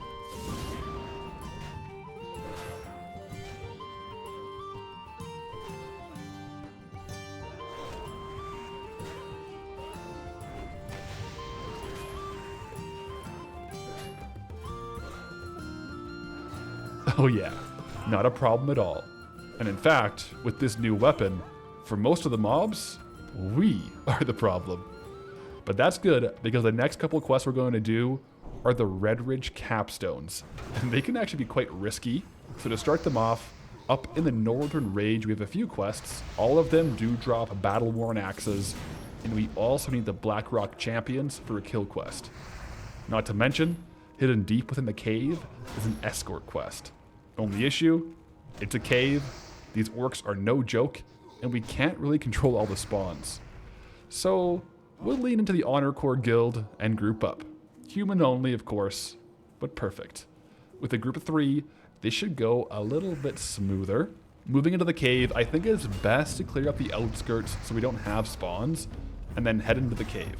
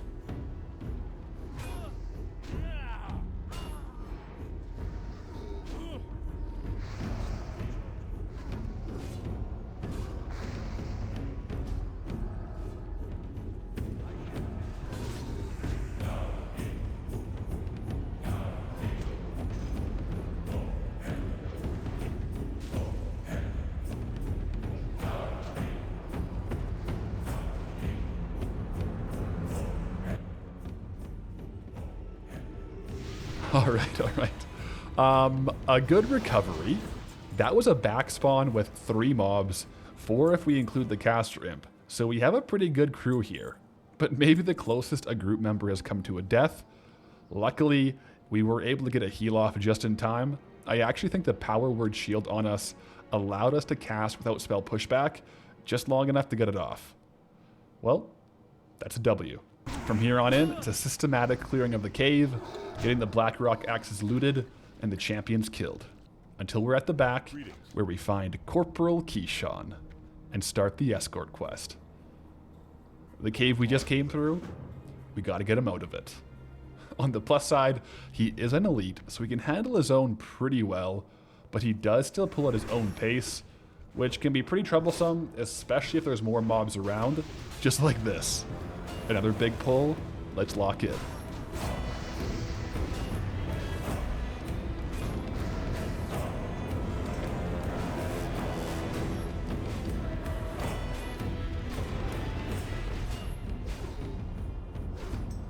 Man, watching these fights in hindsight, I can see a few spots of improvement for sure, maybe some more line of sight and tactical playing. We'll take those in stride.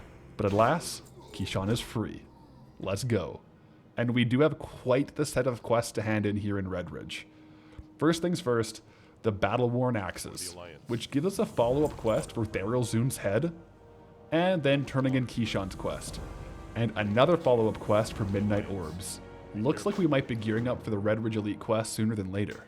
On top of that, we can hand in the Yowler quest to Werner Osgood for the oh-so-nice Ring of Iron Will, and a massive upgrade for our currently empty ring slot. Finally, turning in the Blackrock Champion quest to Guard Hauer. And I mean, we have all the quests, and while we're grouped up, we may as well head over to the east and take on the Elite quests.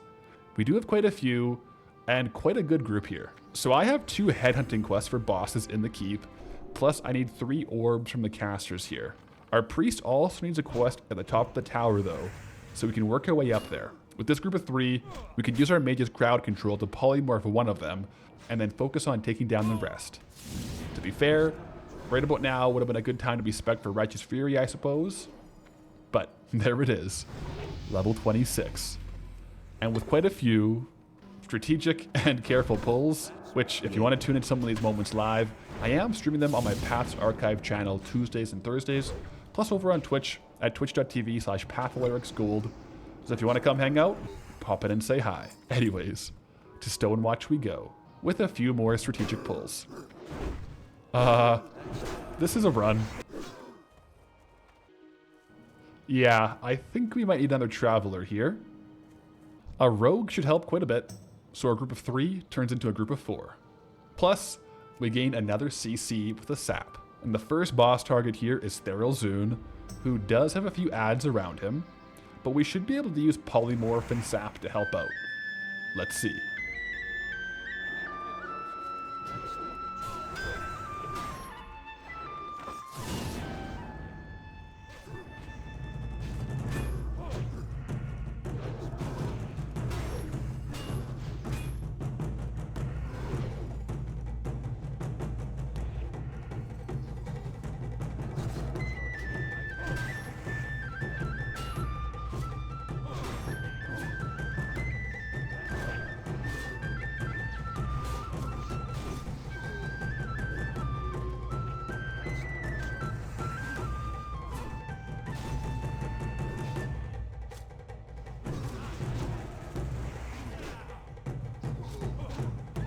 Honestly, pretty good. I did end up using Target Dummy there to help out with some of the aggro and damage, but I'd say that's a success. And on to the next boss. This time, deep into the keep, which for all intents and purposes is basically a cave, so if we run into trouble, there's really no easy way to back out. Targets acquired, let's run it.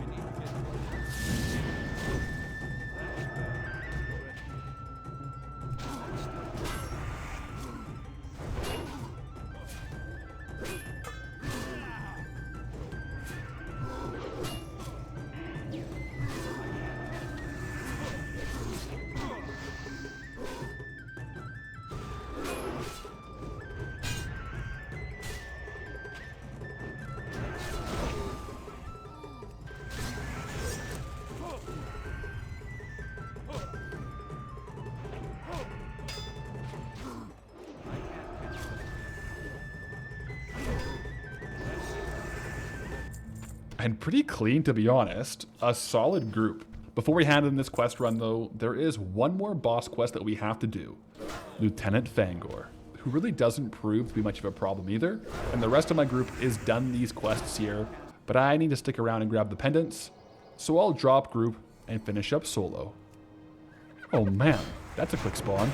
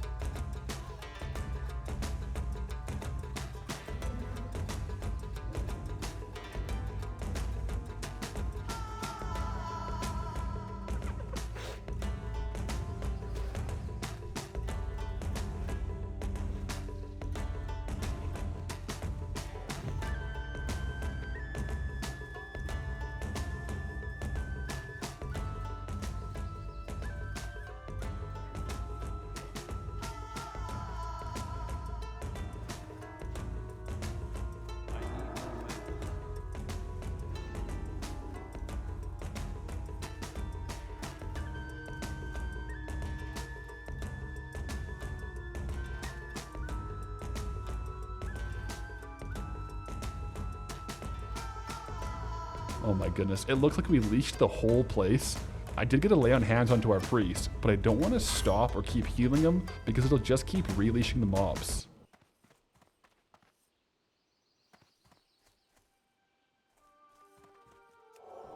Well, that was a close call, and the second close call for a priest today, but we all made it out.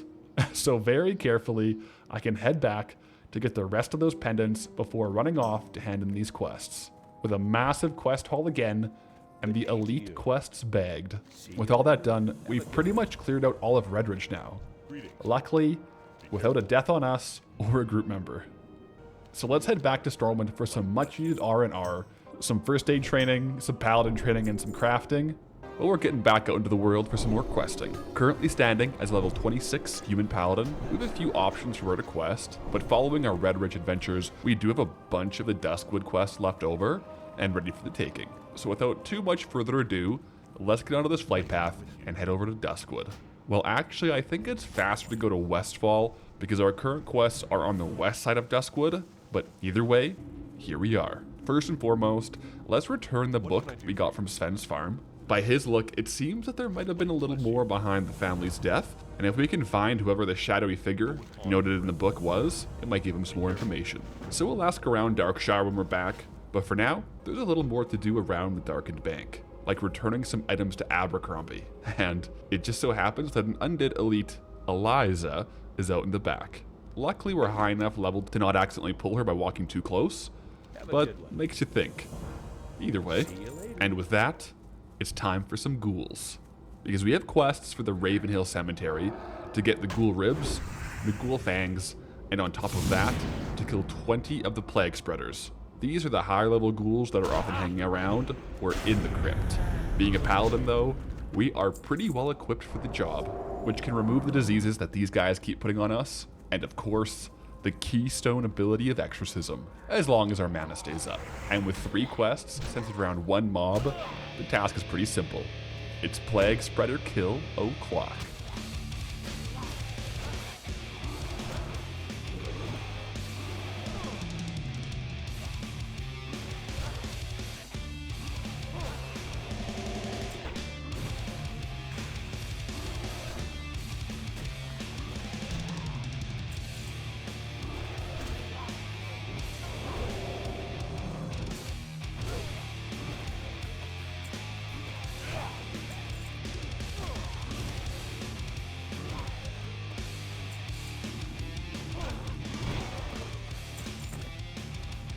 Oh wait, this one dropped an old history book.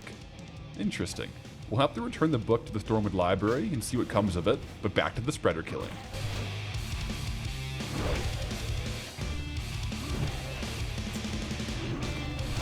And that is 20 spreaders down, 10 ghoul fangs, and 7 ghoul ribs obtained on top of it. This is honestly one of my favorite quests as a paladin in Duskwood. And a PSA if you are questing here, these carrion recluse spiders here, at around 20 or 30% health, cast a 7-second stun. Yeah. If you happen to have a few ghouls on you as well, that could be a GG for the hardcore characters. But giving the ghoul ribs back to Abercrombie here dings us up to level 27, and gives us another quest to grab a crate of supplies. That one's down by the Ogre Cave, which killed our last hardcore character, so I might leave that for another level or two. For our talents though, I just have 1 point left to put into Conviction, giving us 5 out of 5 and increased crit chance, also unlocking Vengeance down the road. So for now, this is a no-brainer, and we'll have some more talent decisions to make at level 28 and onwards.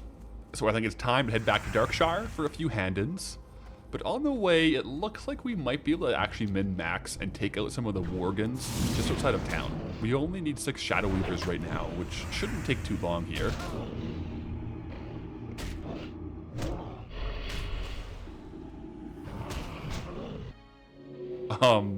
Yeah, so that was scary. That wasn't actually a DC, but while streaming and recording this, my graphics card just decided to take a break and my screen went completely black while fighting these guys. Luckily, I was able to heal and kill the mobs and then hearth back to Stormwind before restarting my WoW and getting my screen back. Muscle memory in the hearth came in clutch there. So we got out okay, but to be safe next time, I'm gonna go ahead and place my Hearthstone on the action bar so that just in case, if it happens again, I can actually just use my keybind. Let's hope that doesn't happen again though. Back to questing, I suppose. We do have the Night's Watch quest here to hand in with Commander Althea. This is one I've been looking forward to handing in, and is the one from killing the 20 Plague Spreaders, because it's a 10-slot bag. That is going to help massively. And so far, our biggest bag that we've obtained. And even though we did just have to hearth out, I actually did manage to kill the Worgen that we were fighting, so I can still hand in the quest here and get the next rank. Plus, Madame Eva here has a few pieces of information, both about Sven's book and who the shadowy figure might be, but also the quest that starts up the Legend of Stalvan. For both of these though, she says we need to talk to Clerk Daltrey, which kind of leads to an implication that maybe Jitters is the shadowy figure, okay? And when asked about the Legend of Stalvan, he gets a little bit mysterious. The reason we're even asking about this guy is that Madame Eva sensed her granddaughter was in danger, and through some kind of meditation or trance, found the name Stalvan came to her. So we can look around, and from what Clerk Daltrey says, the last recorded address for Stalvan was in Moonbrook. I mean, I'm not sure what we're going to find there, since that is the current active Defias hideout, but it's worth taking a look. So here we are, in the old, I guess, schoolhouse, and there's a footlocker, and inside of it, an unsent letter, plus a forlorn spirit guarding this. And they give us the Curse of Stalvan as a debuff, so we might be onto the right track. We should probably just get this unsent letter back to Clerk Daltrey, and not do any snooping into what isn't our business. Anyways, it turns out this is a note to the Headmaster Krillin of Stormwind. The letter is from a student saying he's now teaching in Moonbrook. It mentioned that he was tutoring the local children, and the town mayor said he should build a schoolhouse. And it's signed, yup, Stalvan Mistmantle. Well, that confirms Stalvan went to Moonbrook, but not much else after that, which we kind of already knew from Clerk Daltrey. I guess we'll just have to see what he thinks. On the way back, though, we can stop by Jitters, about Sven's book. And it turns out it was him, but on the plus side, he says he just saw things happen and has a couple more pages of his journal that he thinks Sven should have. Roger that. Getting these journal pages back to Sven, it looks like there's a lot more going on in Duskwood than originally it seemed. Some dark riders came through, which looked to be what kills Sven's family, and very well maybe be controlled by a dark wizard, Morbid Fell, who hangs out just behind us in the Ravenhill Cemetery. I think Sven wants us to kill him, but being a powerful necromancer, he has some pretty powerful enchantments around him. So first, we gotta take out his skeletal army, which of course, happens to be on the way back to Darkshire. But we're quite close to the pathing of Moral Redeem again. I mean, how many mini bosses can Duskwood have? So for the most of these, I'm just going to go ahead and kill them down in the Dawning Wood Catacombs. Even though it's a bit of a cave, at least we're not risking more of the demon attacking us. And we can just hunker down here for a while, because we have about 25 total skeletons to kill. Luckily, like the Plague Spreaders, we're a Paladin, and quite well equipped for the undead killing job. So without too much trouble, it's back to Sven, who tells us we should go talk to the Bishop in Stormwind before fighting the Necromancer. Well, sounds good. We're really clearing up a lot of the kill quests here in Duskwood, and just have to go back to Darkshire. I think it might actually be faster though if we just run back to Sentinel Tower and take the flight path, which does give us some time to plot our next moves. Because we're finishing up a lot of the basic quests in Duskwood, we are also starting to get a lot of quests for Stormwind Stockades. And there are a few more Stockades quests in Stormwind that we could try to grab up, so maybe we should actually be looking towards a Stormwind Stockades run soon. For now though, let's talk with Daltrey about Stalvan and Moonbrook. And upon further review, it looks like there was another address for Stalvan in Goldshire. Well, we can check there, I suppose. But to be honest, I think we might have to do some more questing and leveling elsewhere before taking this quest line to completion. So for now, I would really like to do a Stockades run. We do have a few guildies who are down, but after a bit of looking around, it is really just us three right now that want to do Stockades. It seems like a lot of players this level are opting to skip it, or just aren't online right now. So let's go ahead and put a pin in that run and take it on later. But that's okay, because we do have a few tasks to do here in Stormwind while we're in town.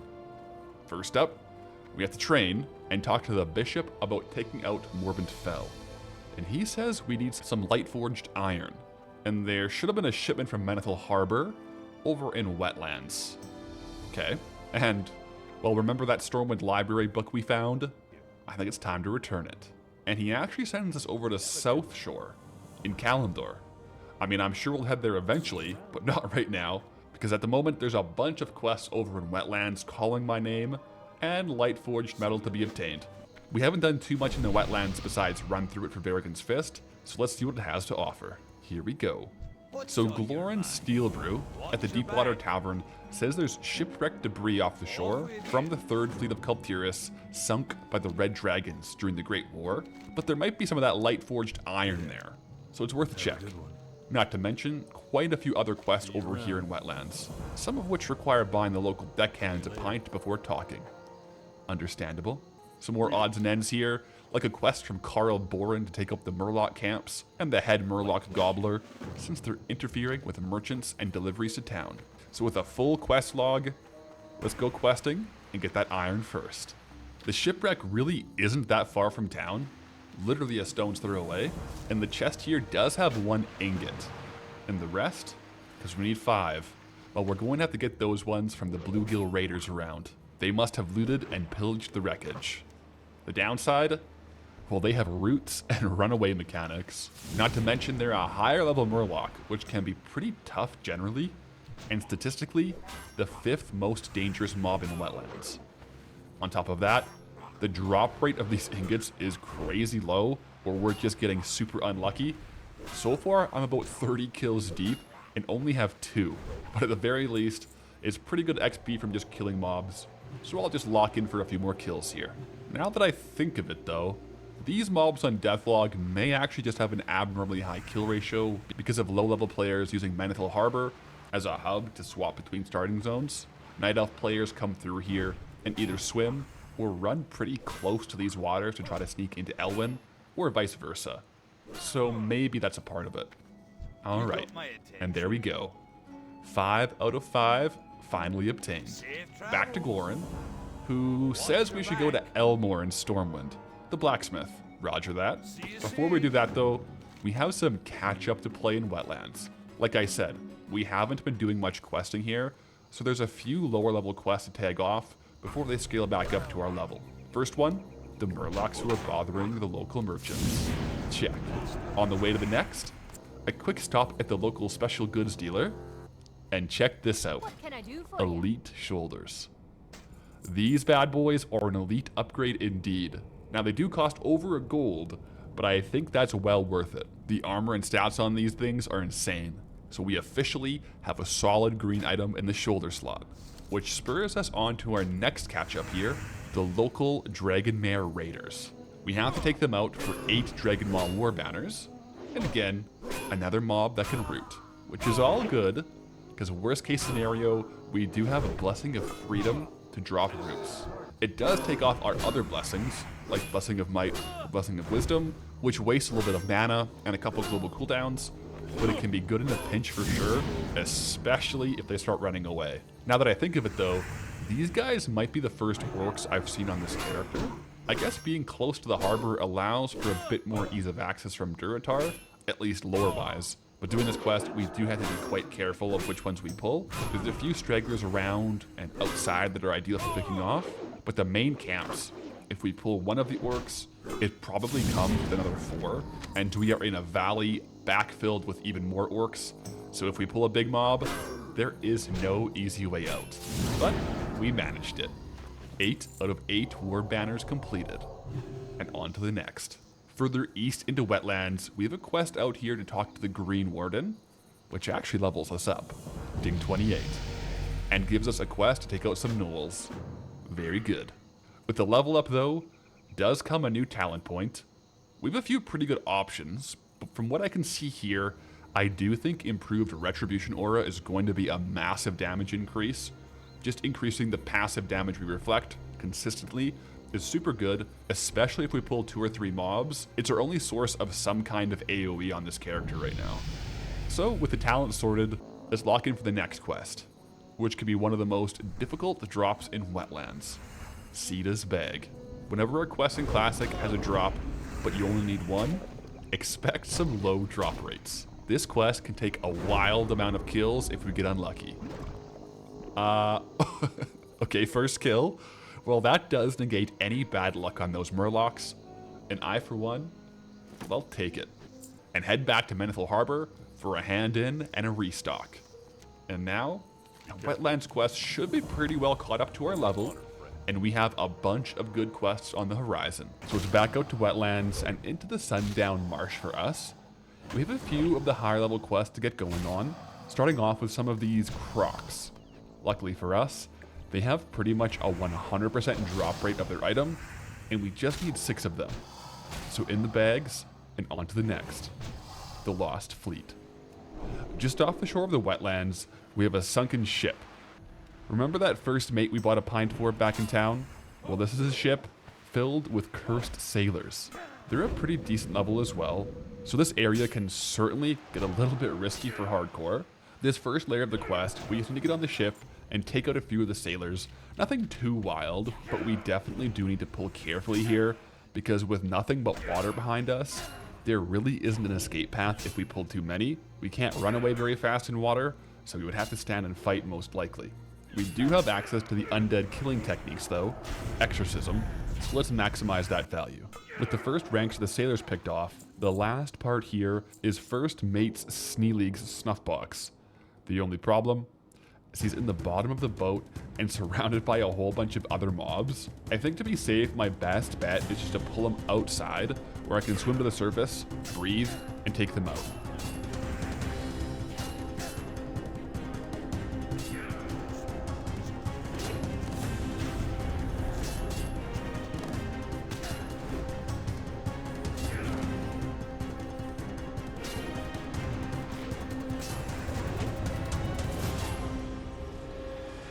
Alright, looks like an elf hopped in to assist on that one. Well, let's drop a might buff and call it even. And it's back to James to turn in the Crocodile skins here. He has a few options for gear, but the legs still aren't an upgrade for our Chausies of Westfall. And the cape isn't an upgrade either over the Cape of the Brotherhood. The Westfall Blues really are sticking around into level 30 it seems. Of course, back out to the tavern to talk to the first mate, returning with confirmed kills of the cursed sailors and the snuff box. This guy escaped the wreckage and just wants us to take them out of their misery. Well, the deed is done. Wait, now he's telling us there might be a way to free them by killing the captain, getting a key, and taking the cursed loot to be cleansed? Why did we have to kill like 20 of them before freeing them, potentially? Well, I mean, it's good XP, so I'll still do this one, I suppose. But before we head back out there, the bags are getting pretty full out here questing, so a quick stop to Innkeeper Hellbrick should be good. The 10-slot bag upgrades are definitely making the bag management a little bit easier, but it's still classic, and we still definitely run out of space sometimes. Back out here though, and back onto the ship. Target acquired, Captain Hallandor. We do have to be a little bit careful though.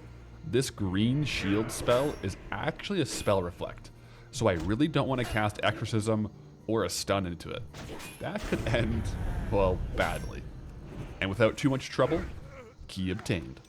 So it's down into the ship's underbelly to get the cursed item out of here so it can be cleansed. All this underwater questing right now, I almost feel like I'm in Vashir. But I won't have to worry about that zone for quite a while, I don't think. And item obtained. We can track down the priest to cleanse it in a few, but first, it's Noel killing time. We still have one pretty low level quest to wrap up here, and I think the ending quest for this chain actually gives a pretty good one-handed weapon, so even if they are low level, it's not a bad call to get it done. Plus, they're still green, and on hardcore, and classic in general, any XP is good XP. Plus, we have some guildies maybe looking to do a stockades run, so while we're questing here, I'll keep some feelers out and see if we can't get a group up and running. Either way, 9 out of 9 crude flint in the bags. So we can pop back to Green Warden and see what he wants next. Okay. 12 Fen Creepers are the targets, and it looks like the Fido Blade is the next reward. That is the sword I was thinking about, and it could be a good tanking or offhand sword for us if we ever need to swap stances. So I'll accept. Those guys though, the Fen Creepers, are kind of all around wetlands, so I'll try to pick them off as I quest around the zone. And it's back to the inn, to Glorin Steelbrow no less. I guess he is the local priest. He's the guy we're looking for the iron with. But he's also who we're consulting to clear the curse off the lost sailors. Turns out though, this item is kind of a big deal, and he refers us off to a specialist, Archbishop Benedictus, in Stormwind. Well, Stormwind is going to have to wait for now. I'm sure carrying around this cursed eye for a few quests won't hurt. In the next set, Whalegar's excavation site. There is quite a bit going on between the raptors and the excavation here, so let's get working. First up, we do have the modeled screechers and the modeled raptors to take out. These ones are the lower level first rank, but still no joke because the screechers call for help and summon other raptors to come fight. With those done though, we get the next rank of raptors, which are actually located in the excavation site, which is ideal because we can pick through the raptors while also looking for a few of the relics.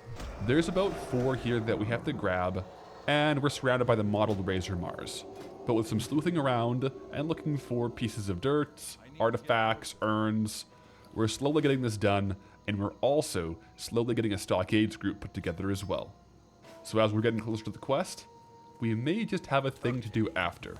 And look at that. With the group filled and quests complete, let's hand these in here to Whalegar's excavation and hearth back to Stormwind to meet up with the group for stockades. We have been trying to get into this dungeon for quite some time, so I'm really looking forward to get this done. We actually have 4 dungeon quests here, so it should be pretty min-max. Well, our tank has some IRL aggro, which is completely understandable, but unfortunately with that, and not having too many tanks at this level very keen on doing stockades, we can't really get the run done right now. Maybe I really should go sword and board and tank myself. Food for thought. Well, 0 for 2 on stockades attempts.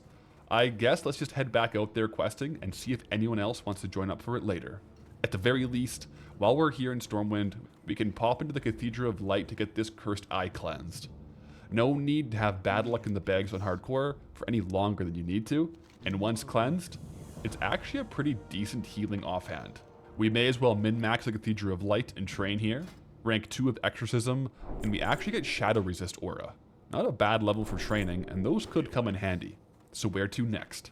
Well, the Wetlands quests I really need to do now are the elite ones, but that will probably require a group, and I do have a few strings here left to tie up as far as Duskwood goes. So let's follow those leads before heading back to Wetlands. The last quest we were doing in Duskwood was looking into Stalvan Mistmantle and the legend surrounding him, and we actually still have a lead to go check out Goldshire. So here we are, at the local inn, and innkeeper Farley actually finds the name familiar. Apparently, Stalvan stayed here one stormy night, but he left in quite a panic, in the middle of a night, and in such a hurry that he left a few letters behind. Well, let's go snooping. Oh yeah, an undelivered letter. This guy has a pretty bad habit of never sending his mail, but it gives us some new developments as far as snooping goes, because it turns out the Moonbrook schoolhouse didn't go so well, and he might have a job as a tutor for a wealthy family in Stormwind. Well, there's an address of an estate. Let's go check it out. Interesting. Well, we found the caretaker of the estate, but all that's left is a couple boxes. And oh, apparently we have some nerve bringing this here. Sounds like there is a massacre. And oh boy. Well, we can search through the possessions to see what we find. And actually, another journal page and another forlorn spirit. Looking into the torn journal page, it's Stalvan's notes from tutoring here in Stormwind. Talking about the boy, Giles, and the daughter, Taloa. Although, he is noting how beautiful she is. Anyways, the note says that he was going to accompany the family on their trip to their cottage in Redridge, but that on the way they would stop by the Eastvale logging camp. Well, let's go check there. Asking around here, Marshal Haggard of the camp is actually blind, but he does recognize the writing style by feeling it.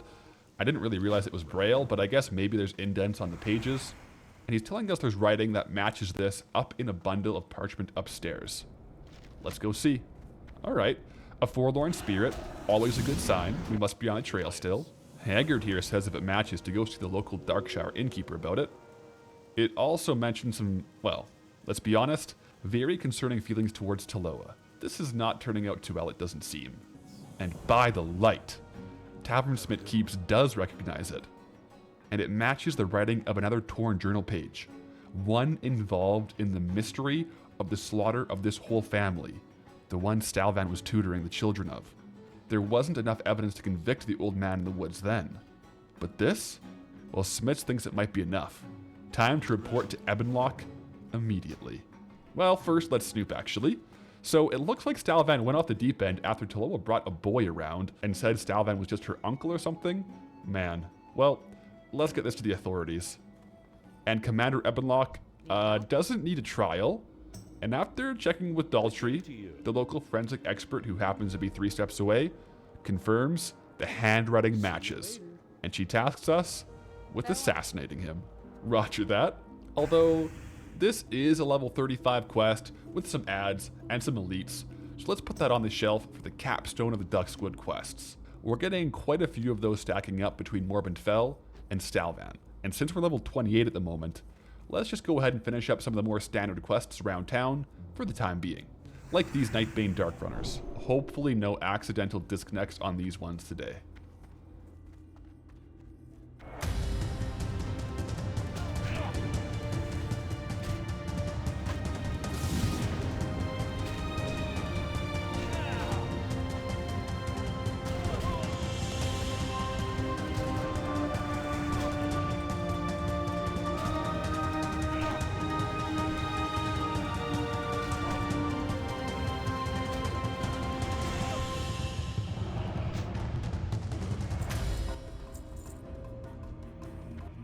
Out of 12 logged. And the next set of quests here is the 3rd rank of Worgen in the Woods and the Ogre Cave quest that killed their last hardcore character, so I actually might want a few more levels for those ones. Which means I think it's good time to head back to Wetlands and try to get a group for those elite quests, if possible, because it'll get us some XP and it'll get us some gear. Now that we're back in Wetlands, let's check in general chat if anyone is down for the elites. Bingo. Our good friend and guildmate, Aldrich, is down. Sounds like a plan to me. And looking at our guild roster, we have a few more guildies on level for these quests in Wetlands, and with a few whispers to them, they're all down for the elites as well. And within about 5 minutes, a full 5-man group for the Lockdown elites is ready to roll. So there are 2 areas of elite quests, up north and down south, but the first one that we're going to do is up at the north at Dun Modir. There's some trouble here, and the local dwarfs are barricaded away, and all we have to do is kill a bunch of the Dark Irons and a bunch of the elites. Roger that. With a full 5-man group, we're looking pretty solid here. We have 2 ret paladins. Both Aldrich and I are sporting Varigan's Fist, the mace from the paladin quest we did together. Very good. We also have 2 priests, a ton of heals in this group, and a mage. So no tank, but us rets can throw up Righteous Fury, deal some damage, and the rest is history. Because with this group, the dwarves in Dun Modir, well, they're no problem. The harder part is finding the elite boss, actually. He can spawn between a few places and rotates between Dun Modir and a camp further south. So after a full clear of Modir, and well, no sight of him, let's head to the east to see if he's hanging around there. Oh yeah. But he's surrounded by a camp of other Dark Iron dwarves, so we have to take these guys out first to get to him.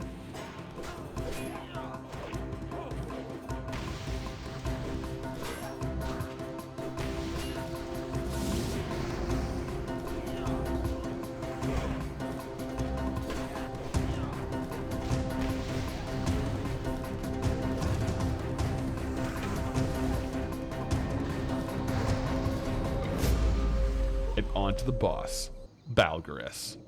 Let's get it.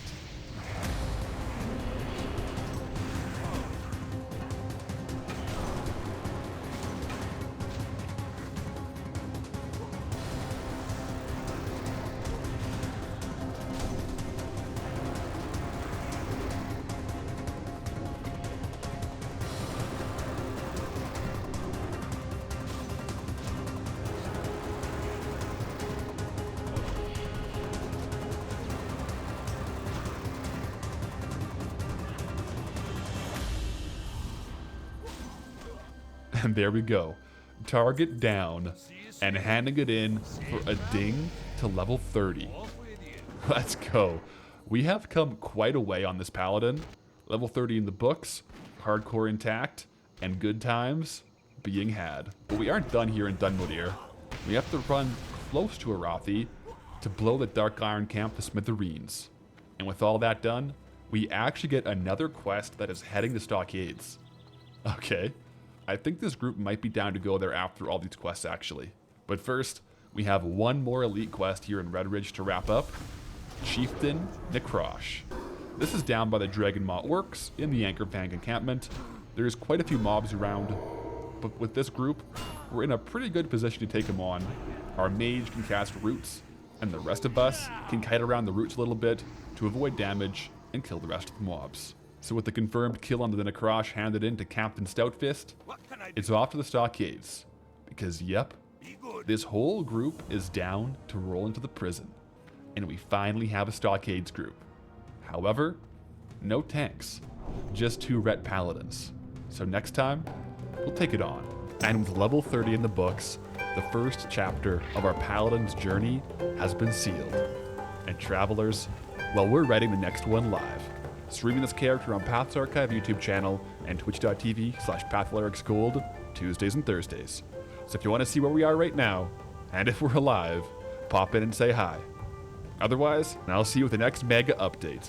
Maybe when we're level 45, or maybe a little bit sooner if we meet an untimely end. And until next time, go with honor, friend.